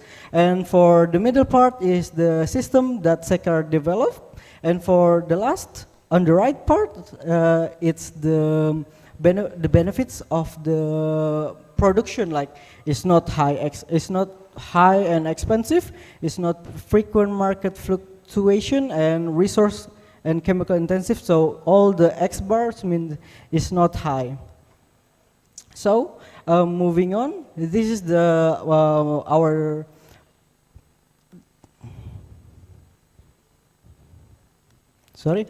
this is the Map Your Success section. We divide it into 3 parts. First is rainwater harvesting. It utilized the rainwater to harvest the product. And then second is the azolla cultivation. Last is the resilient. And the last section, I'm gonna turn it on to my partner. Okay. All right, so here you can see that we have made another product beside our website, which is a motion graphic animation that is manually actually drawn, digitally drawn. So, as you can see here, we're gonna start playing the video, if you may. Meet Pulp, a drop of water traveling through a modern aquaculture system. Fish farming faces major challenges, including expensive feed that can cost to 60% of production costs. Sustainable alternative like azolla, a fast-growing aquatic plant, help reduce cost and environmental impact. However, uneaten food from fish can pollute the water, making the water treatment essential for the fish itself. So, harmful substances are removed inside the biomass. Nutrients are recovered, clean water comes back to the systems, while valuable nutrients are reused to grow new azolla. As the water quality improves, the system becomes healthier and more efficient. The azolla grow and can be harvested to be used as sustainable fish feed, closing the loop. While smart monitoring system track the water quality, fish health, and feeding efficiency.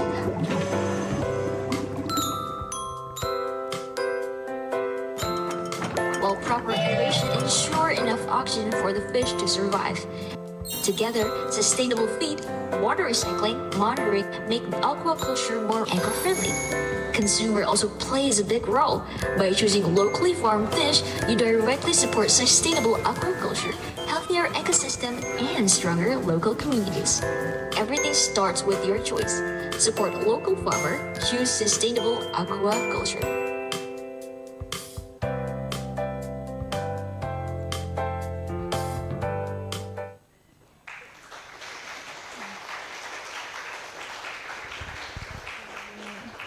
Yeah, so you can see there, that's our other product beside the website. We made a motion graphic animation that we drew the assets digitally, manually, and so we tried to do like a more easy to understand and digestible approach that is so for the general public to easy to understand, not just for investors. So I'm gonna move it on to Niels.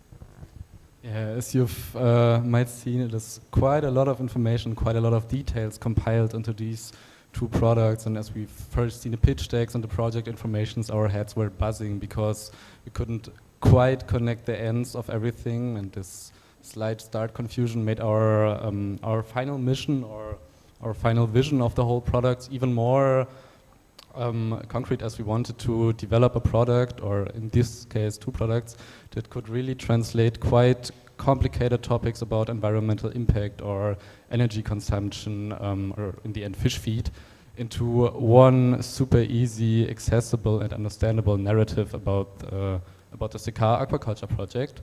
And our key takeaways from this project are definitely that, at least for us, the Sekar aquaculture water cultivation project is far more than just a technical system, but by now maybe even a more social and economic responsibility for different communities here in Indonesia. And of course, second main takeaway of everything is the importance of interdisciplinary collaboration between different units. Like we in our group have multiple designers, multiple managers, but also along this process we've worked together with environmental activists or local farmers. And we, of course, are aware that this is just a very small step in this overall project. But we hope that by that we can broaden up the conversation about aquaculture projects here in Indonesia. And we thank you for your attention to this matter, and bye, Mom.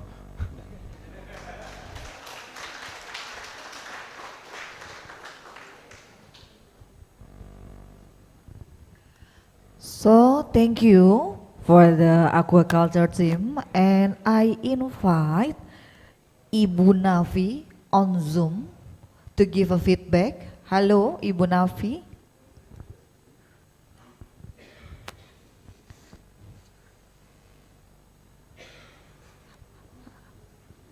Halo, Ibu Nafi.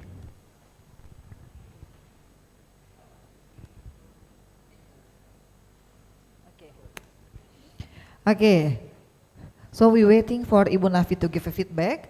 I ask the audience. Oh, okay, Ibu Uta, please. I got a feedback from Jörg, like before.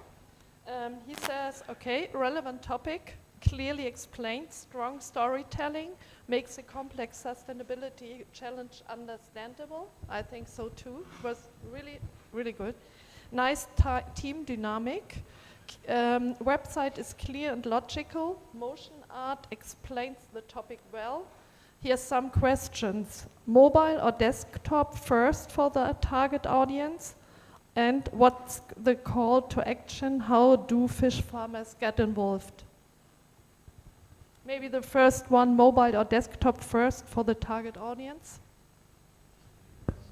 As it's still a prototype website, and we developed it like on the side. Our main mission that we talked about with the startup was to only develop the animated video, but we thought it would be way better to embed it in a real website. And as we are here also showing you a desktop version and not a mobile one, our focus was clearly on a desktop version. And from here, like, it's still a prototype. You can see in the link it was a Figma site. And it still has some buttons that we would need to redirect, but it would be a nice touch. But in the end, yeah, desktop first. Okay, and then what's the call to action? How do fish farmers get involved? Okay, so as this project itself is an aquaculture project, it's based on how to help local farmer itself, how to help the local community itself. So, of course, it will involve some fish farmer, it will involve the local community and how to help the fish farmer. So it's not just involving the fish farmer, but also the local community helping the fish farmer with this project and this reusable Ozola, as you can see. Yes. That's about it. So of course, fish farmer will be involved in all of this because this project is made specifically to help them as well. So yeah. Yeah, okay. Because the main problem is that feed is very expensive, and as we showed, it's actually possible to recreate or grow a Zola which is sustainable and way cheaper. And if local farmers are able to sell more of their fish, they can feed their families, and the communities where the farmers live in have more fish, and therefore the farmers have the advantage that they earn more money because they are actually selling their fish, and the communities have their fish and their protein. So it's like a win-win situation, and therefore everyone is happy, and it's a closed loop.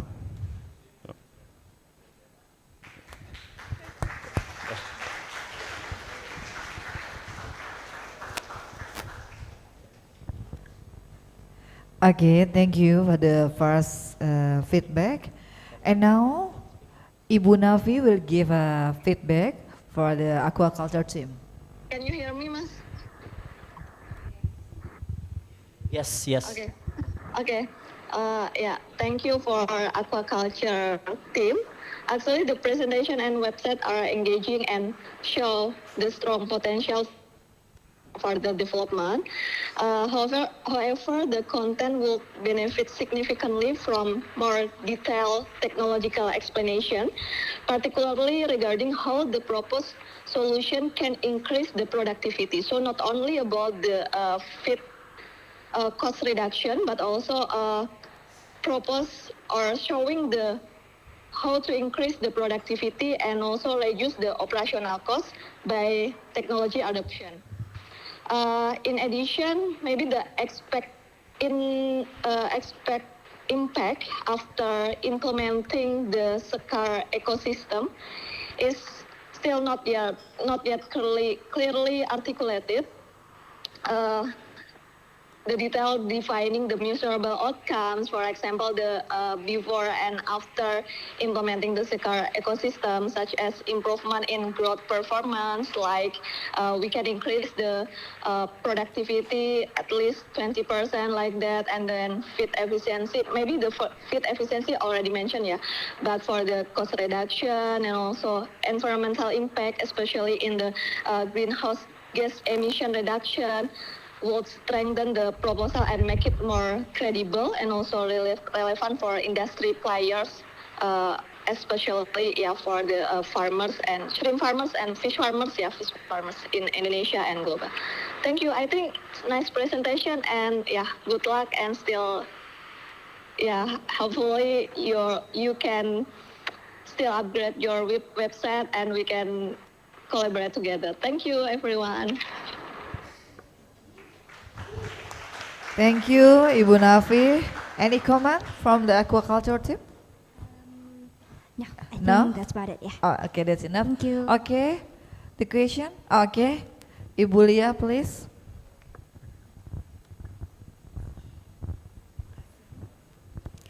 Hello everyone, my name is Leah. I'm a lecturer of Polymedia.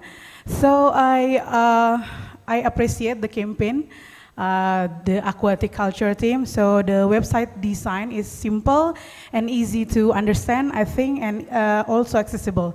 And I believe this project can help the local farmer through the efficiency, both cost or time to deliver. And I also appreciate the campaign through the animation video. It's really good, cute, and yeah, it's cute, but it's informative. My question is how you plan to introduce this website or this program to the local farmer, how you reach them, your plan to reach them. That's my questions. Thank you. Thank you, Bulia, please. Who's want to answer? Okay. The problem for us with reaching local farmers in Indonesia is it's quite a problem, like you explained it, because we've visited the site of the Azolla growing plants, but we aren't quite in depth contact with the startup founders, so we can only provide them what they ask for. And we had some quite good talks about building a concrete briefing for which products they need, but we haven't got further explanation about how they were planning to use them. Okay, Ibu Lia. Okay, thank you. Give applause for the third group from aquaculture team. Please to the center to take a picture as a group.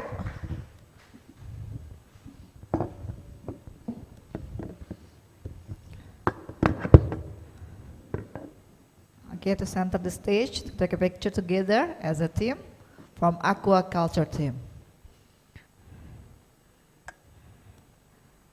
Okay, thank you.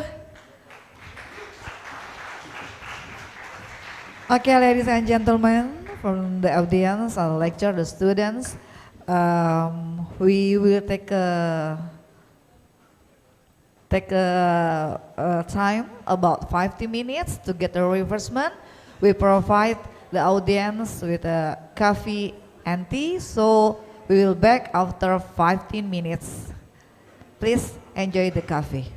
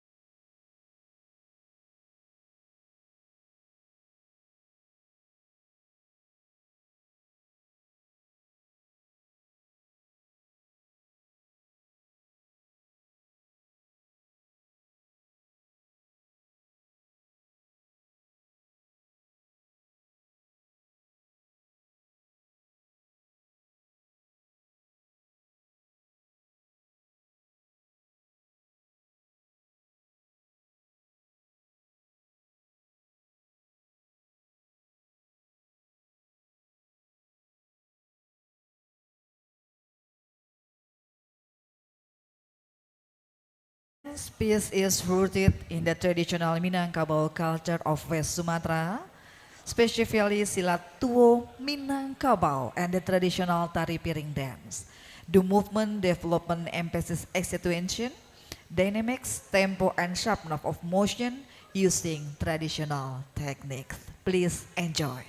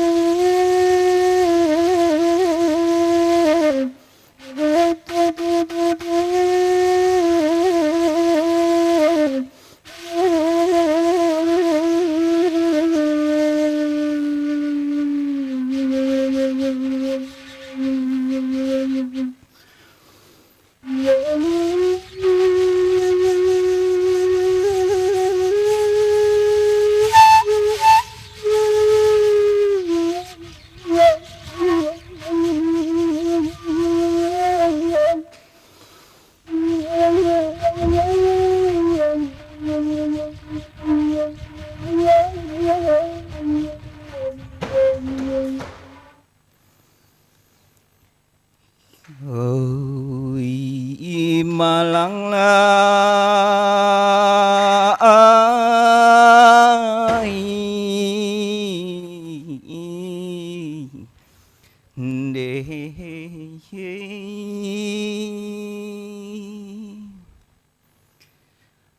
nan bau buat den nai jo baso nan ba indang den nai jo budi deh mo kiro nyoy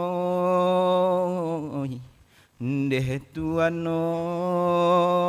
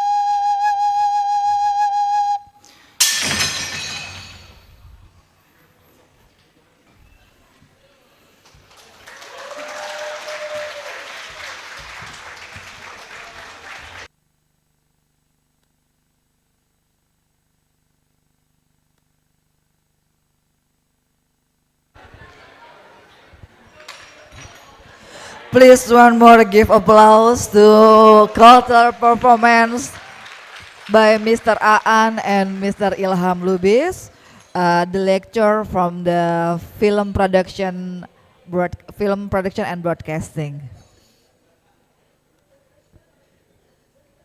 So we waiting for the clean up. And now we continue about the demo day and the fourth group. I invite from Agritech team.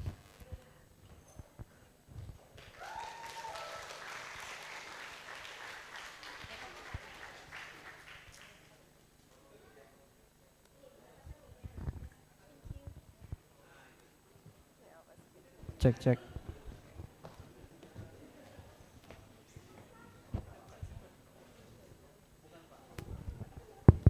Test. Can we start? So, good afternoon, everyone. Thank you for coming to our final presentation of our project. So, my name is Rizky Adrian from Hotel Management Major. And I'm Jovian from Film and Television Production. My name is Alyssa, and I'm a media management assistant from Axel Springer. My name is Isabel, and I'm a media designer at Axel Springer. So, the topic that we want to presenting to you guys is about agri-technology, about the agri-tech. So, so before we get into this, so I want to share a little story to you guys in order you guys can understand even more of this. So, did you guys know that rice farming is actually responsible for the 10% of the global greenhouse gas emission? That's such a significant number. So the same thing that feeds half of human population, and also the same thing that as contributors, the biggest contributors to our climate change. And here's the thing. Indonesia is one of the top rice producer in the world. So we grow 1 million tons of rice every year, and if we keep doing it all way, we're not only feeding a people here, we're also feeding a climate change. So, what if I tell you guys there is a way more efficient, more cleaner, and also more profitable for the farmer, all at the same time? So I introduce you guys Berasai, an Indonesian agri-tech innovation that could transforming rice farming in Indonesia to from a climate problem to the climate solution. So with Berasai, we can reduce methane emission from 30% up to 70%, and then we can manage our water use and use it more efficient, and also we can maintain or even improve our crop yields. So we do all of that with the innovation here. We combining the EW. This rice cultivation, environmental monitoring, and automated water management and digital dashboard. So after working for 2 weeks with our team, with German teams, also with Indonesian teams, we came up with two things that we want to, how do we convey and deliver this message to the much more audience out there, to the government, to the stakeholder, or even to the farmer itself. So, yeah, maybe you can take, yes. Next slide, please. Okay, so to tell you a bit about the process, about the becoming of a product, in the beginning we just wanted the creative exchange, so it wasn't even on outputs of visuals yet, it was just on communicating with everyone and making sure that ideas aligned. And so we started outlining the workload, so everyone gets their part, and we communicate with a team. Then we started organizing the work process and started building the logo, which Isabel will tell you about in a bit. And we decided on a CI that we could use in the video as well as in the booklet. And then Joe created the first draft of the video, and this is how our journey with the product began.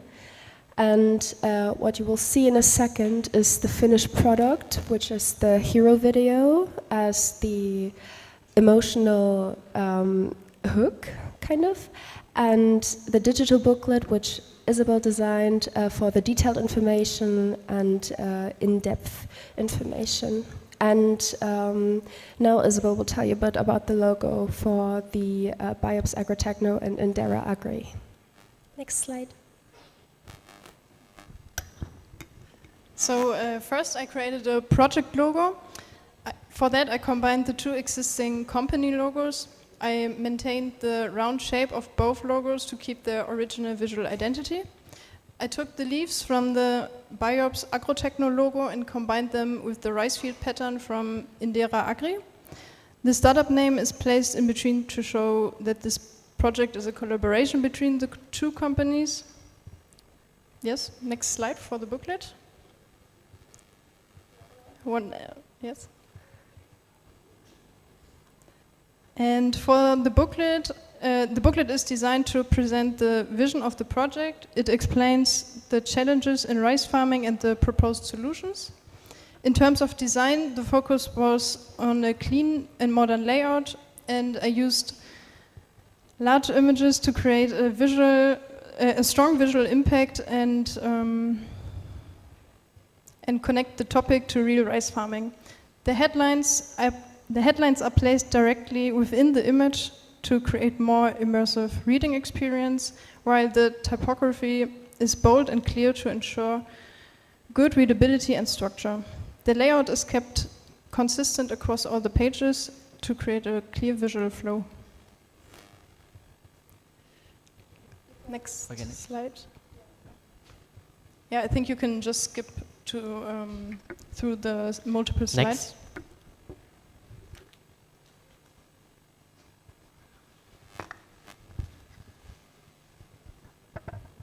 So this is the Okay, now I'm taking from here. Yeah, so we want to present you the product of the video. So Isabel show you guys a booklet, and I'm gonna show you the video. So the video is like combining minimalistic and creative concept, because we combine the cinematic visual of rice fields and a little bit of motion graphics. And the video is start with a very strong hook with the word like, what if the way we grow rice is slowly putting our future at risk? So we want to send you a message that this kind of farming methods is gonna take the future to a risk. Yeah, so we made this video with 3 different subtitles, which is in Indonesian, English, and Germany. So for today, I'm gonna show you the English one. So next. What if the way we grow rice is slowly putting our future at risk? Water is wasted. Nature suffers from unseen emissions, and farmers are the ones who carry the risk. But how can we prevent this? Can we protect farmers and nature while maintaining sustainable rice cultivation? And we are the solution. Technology continues to evolve and secure a better, greener future for farmers and nature alike. Water usage is regulated, and the soil can finally breathe again. This is what the world looks like when farmers no longer fight alone. These are the plans for a better tomorrow.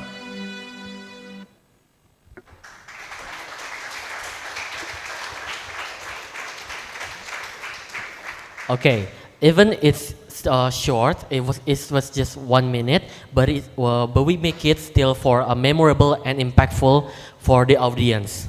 And next. Okay, maybe that's all. Thank you for the audience.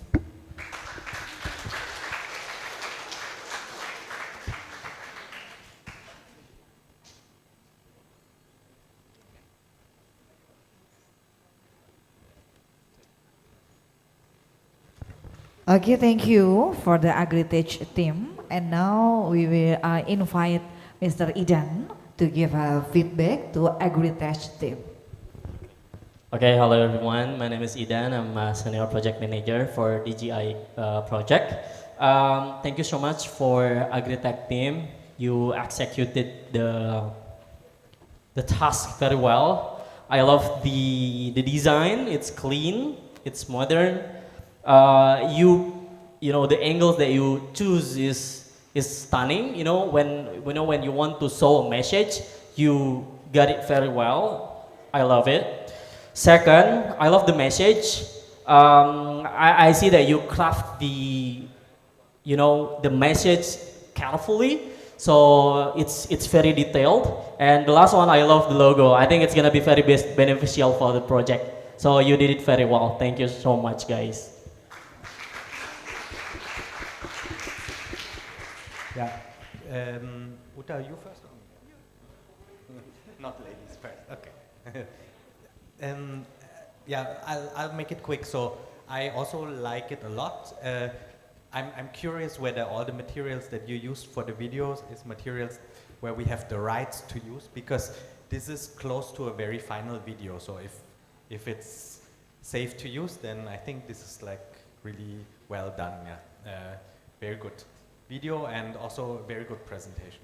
Thank you. I love it.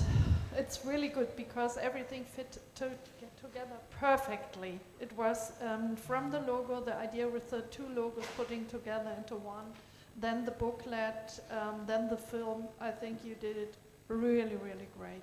Thank you. Thank you. Thank you. And for the, I ask the audience for the question. Any question for the audience? No? Okay. If the audience doesn't have a question, please give applause one more for Agritech team and get the centers off stage to take a picture.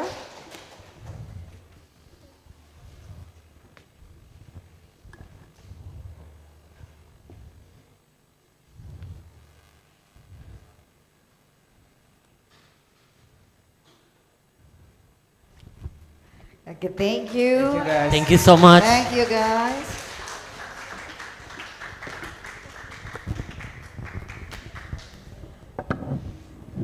And now I hope I save the best for last. This is the first group will present from the circular life cycle. Please. The first group? Yes. Please on the stage.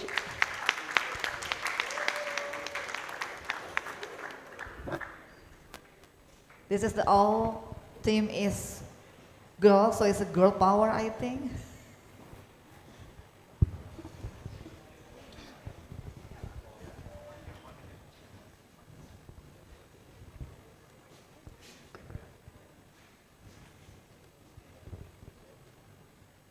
Yeah, so hello everyone, welcome to our presentation. I'm Hanya, I'm a media management trainee at Axel Springer. Hi everyone, I'm Pia. I'm a media designer, digital and print, also at Axel Springer. Hi, I'm Keiko in India. I'm a fashion design student from the Polytechnic of Creative Media. And I'm Alien Devine, advertising student in Polymedia. And we'd like to present today the media products that we developed for Pring, a brand that focuses on climate-conscious furniture made out of 100% bamboo. And let me first start with our main goal. Thank you. Which is to unlock the whole storytelling potential that Pring holds. And we want to do this by building a deeper, more emotional connection with the brand and the customers by telling the full story of Pring. Next slide. So we had a meeting with Dennis on Monday and we talked about the products, what we already did, what we want to reach, and we noticed that it's the best to focus on the digital products. So for example, last week we showed the About Us section and the website that's already existing. So yeah, we created new sections with new photos, added videos, and made our own texts and articles for this page, and also thought about something like a footer, because that's something that is still missing on the website. So these are details we thought about. Okay, next is our social media product. As we know, in this digital era, majority of people using social media. So yeah, we want to use this as a way, an easy way to people to know Pring more deeply. Here we have reel, posts, and highlights. For reel, we're gonna explain Pring under 60 seconds by using the format proven to maximizing the reach and the engagement. And for the post, yeah, we're gonna use the infographic based, and with the visual, we're gonna break down the story of Pring. And for the About Us highlight, yeah, So we're gonna show you the story, like from the origin, the process until the final product. So yeah, since highlight is gonna be the first one you saw when you open the profile, we wanna use this feature in a great way. Okay, the next one is our print product. Yeah, we want to increase the brand awareness and authority of Pring by carefully selected the media, the magazine and newspaper, such as the Jakarta Post, Design Anthology, and the Address. Next. Okay, so we want to ensure that we able to deliver the undiscovered story of Pring to the audience by utilizing the variety of media that we have mentioned earlier. And the most importantly, we also creating infographics by combining the visual and minimal text in order to transforming the complex informations more easily digestible, shareable, and more importantly, gaining the emotional connections between Prings and the customers. Okay, next. So now we want to show you the final products, what we did in these 2 weeks. And with the next slide, we start. And another click and the video begins. That would be perfect. Yeah, so we here in the menu, we added the About Us section.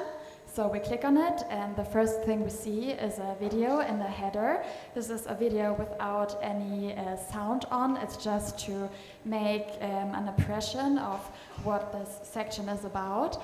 We thought about what is the mission and the vision of Pring, that it's really important to tell the people that it's 100% bamboo, that it's a really good design, and what we focus on. Also, we tell about the origin of using bamboo, where it comes from, that it's, for example, the largest bamboo in the world.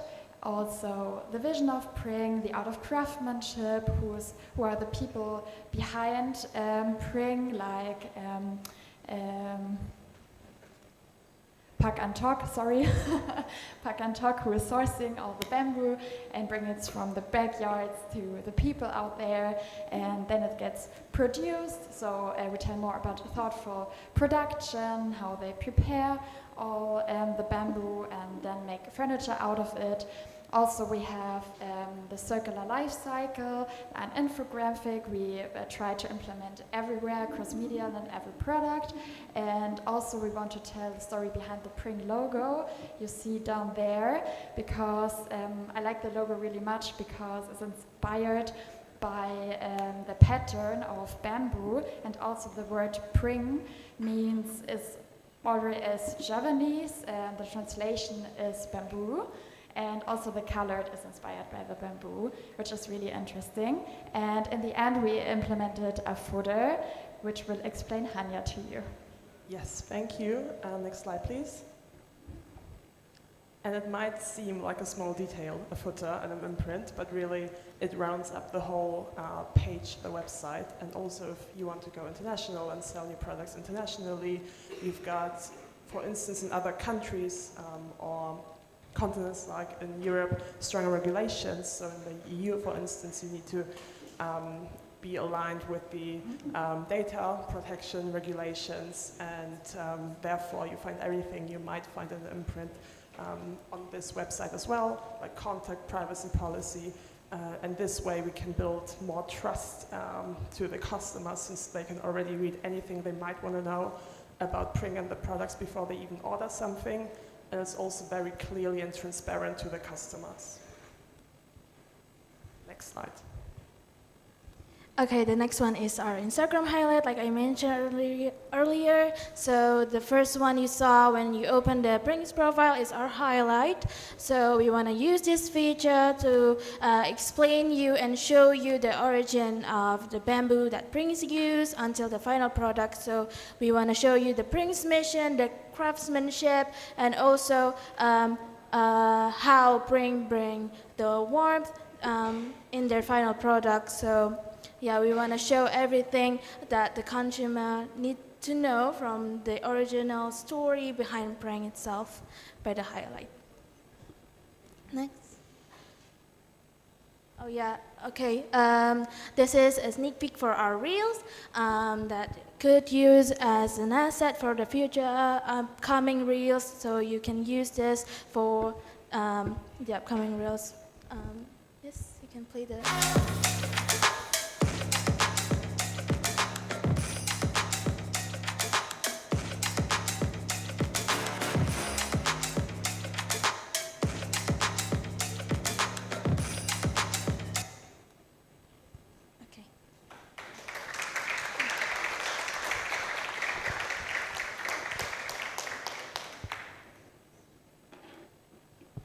Okay, so this is how we implement the infographic on the Instagram. We are creating this easy, digestible infographic where it starts with the origin of the bamboo that we use itself. It's from the backyard of the villages houses in Gunung Kidul, Yogyakarta, where this is the bamboo itself is growing alongside with the community, so it's not industrially plantation or anything. And then the next step that we showcasing is the process, the craftsmanship that happened by the producing of the furniture.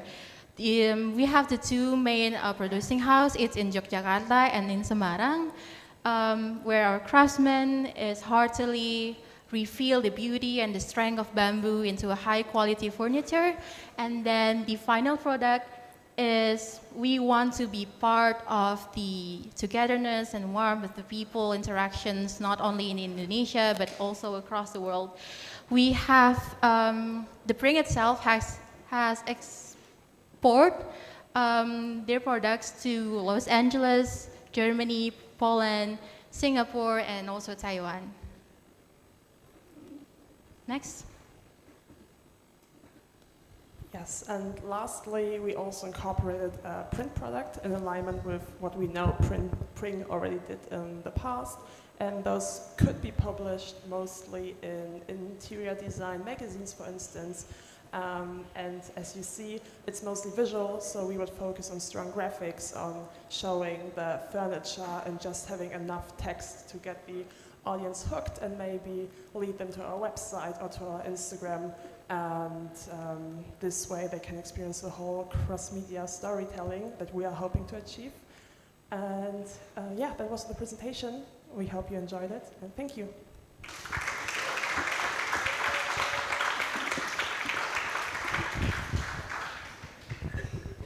Okay, thank you for the 5 themes, the circular life cycle.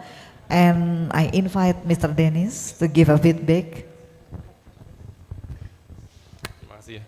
Good afternoon, everyone. I'm Dennis, founder of Pring Studio. Selamat sore semuanya. Okay, I don't know where to start. I wish I could just keep you in the team for the next 2 years. So thanks a lot for that wonderful presentation. Before I come to that, to all of you, within 2 weeks, I find it amazing how much great output you can create in such a short time. I feel a bit guilty that my in-house team and me doesn't do so much in 2 weeks, so respect and congrats to all of you. Now to you guys, I think it was a wonderful presentation. You visited me at the showroom, we had a feedback talk, and the points that I mentioned to you that are important to me or that I feel we are lacking, it was all there. Also just yesterday, I went to an opening of a new blog or magazine here in Jakarta. They asked me for a media package, so maybe the last slides that you prepared can be already the base for that. So then I want to congratulate on the scribbling details that you guys did. We sometimes like to illustrate something in the brochure, and you guys took up that style and continued it in a very nice way. So also zooming out, you also have to see as a founder, there's like so many things that we have to grow parallelly, production, showroom, etc. So we also don't have enough time to grow everything at the same time. So we don't have a big communications and graphic design team yet. So this helps a lot. There's a lot that we can use. Also the reel, I just told my in-house team that we need this 30 to 60 seconds reel that we can promote on Instagram that a lot of people will first get to know us. Also, that is a great start. So there's a lot of things that we can continue from what you guys prepared, and that's much more than I expected or could have asked for. So thanks a lot for contributing so much and really feeling our vibe and mission of the whole thing. Thanks a lot.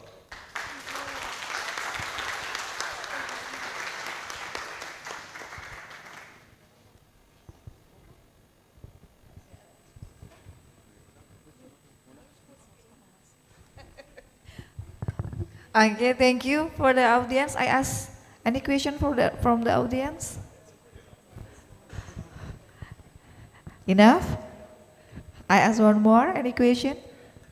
Okay, I think enough. Thank you. Give applause one more for Circular Life Cycle. Please go to the center of stage.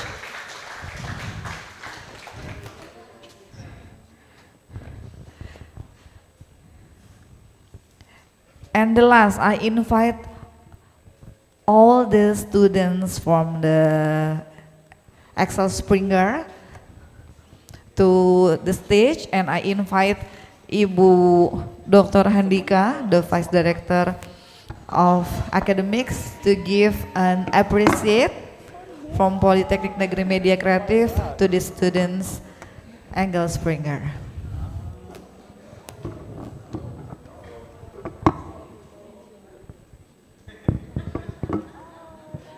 Mas Agus, boleh bantu saya? Mas Agus ada? Okay.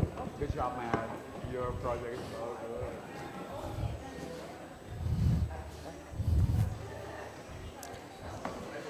Okay, and Ibu Anin as a Vice Director of the students.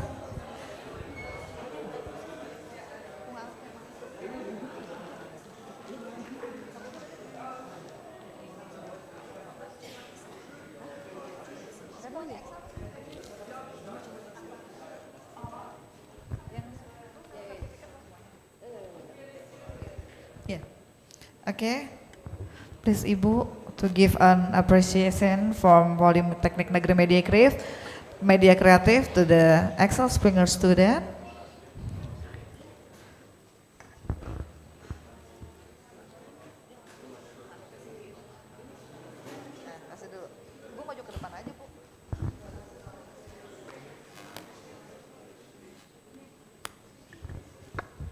Actually, this is a batik, the traditional product from the Indonesia.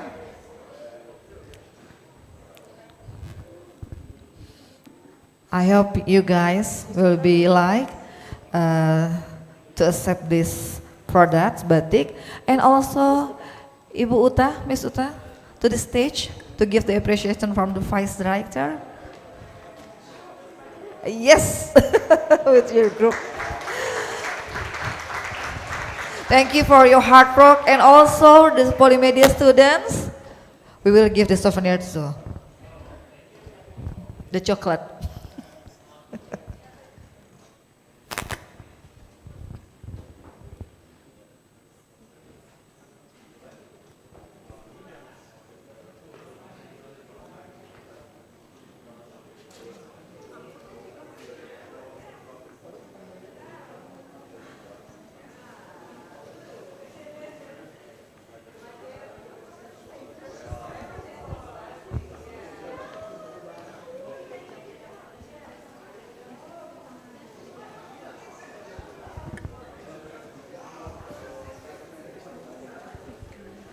Oke, Ibu Handika, Ibu Anin, Ibu Lisa, to take a picture. Take a picture.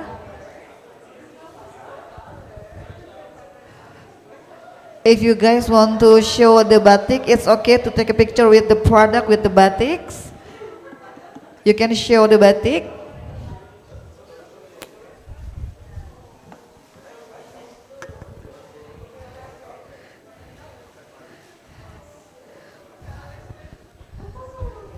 Okay, hope you like with this product, with this batik. Okay, stay on the stage, and I invite to all audience, the students from Polymedia, Bapak Daniel want to join or not? Bapak Dennis, please join with us. Our lecture, all the students, we take a picture together before I close this event. Yes. Okay, come.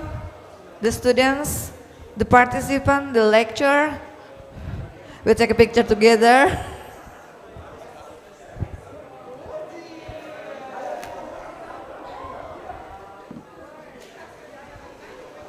Okay, let's together, guys.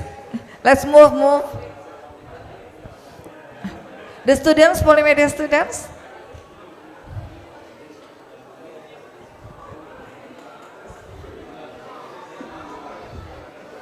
Okay, hurry up, guys. Come.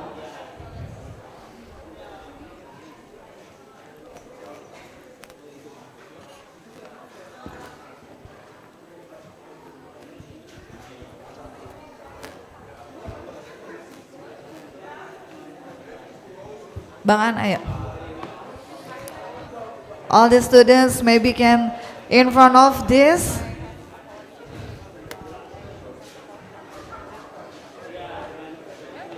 Be together.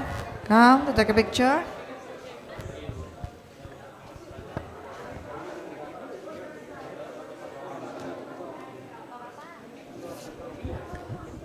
Yang di depan bisa agak jongkok sedikit, nah, atau jongkok juga boleh.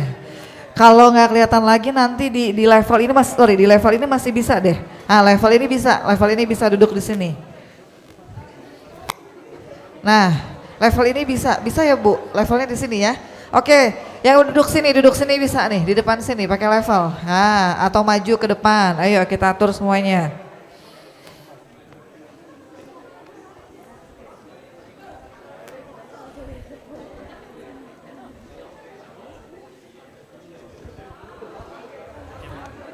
Ayo, jangan ngumpul, cepetan. Saya udah mau selesai ini. Ayo, cepetan, saya udah mau selesai.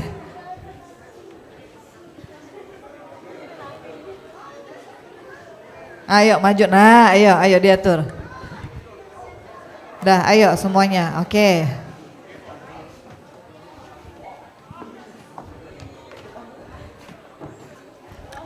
For the Excel Springer student, if you want to change your code, it's okay. Never mind, don't worry.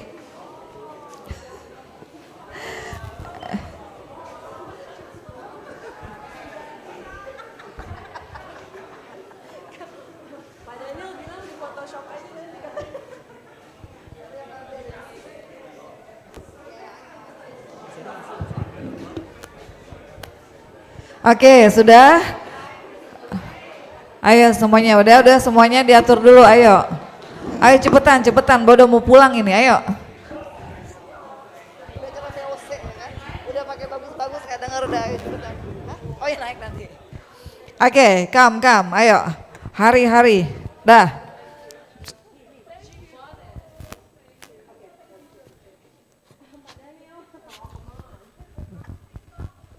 Mr. Dennis, come to join with us. Yes, of course. No, Mr. Daniel. So hard. Sini boleh. Sini boleh. You're so high, so it's okay everywhere. Ian, come. Here, okay. Yes, okay.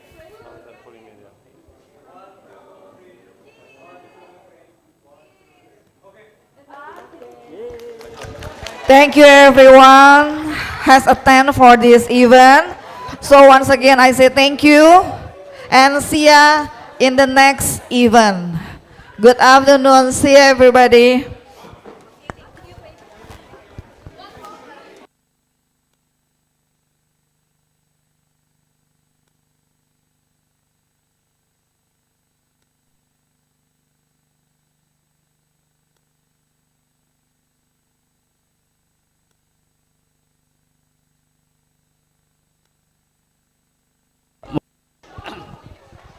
Mohon perhatiannya bagi mahasiswa KIPK mungkin tidak meninggalkan ruangan dulu, akan ada sesi sosialisasi pencairan KIPK. Mungkin kita kita langsung mulai aja ya, disiapin dulu. Okay. I really want to say just a few words. I want to thank everybody who made this possible, this program. Thanks to Klaus, who doesn't listen to us now, who had the idea to do this exchange. And he found Polymedia. Thanks to Polymedia hosting us, supporting us. Thanks to all of the people who did this. And a special thank to Lisa. She really was so good. And you did. We were thinking about something, and you just realized it. It was so great to work with you, and I'm really looking forward to see you in Berlin in 2 weeks. And I'm looking forward to see the students in Berlin. Tomorrow in 2 weeks, you're coming. And of course, a big thank to Ilham Habibi, who is not here, but Daniel may tell him, and to Daniel and to the whole team of Daniel. Idan, you all, Bale, I love you. I love you so much. We had such a good time with you, and you make this this time here unforgettable. I think I speak for everybody of us. We really, thank you. Okay, maybe we have to talk about some organization things. Daniel, do we, Lisa, we are leaving to have dinner at 10 minutes, 15 minutes? 15 minutes, 20 minutes past 5, and it would be nice if, Lisa, is it right that we are inviting Daniel? Okay, no, not just Daniel and his team for sure. If you're coming with us, we would be really happy, yeah? Okay, thank you.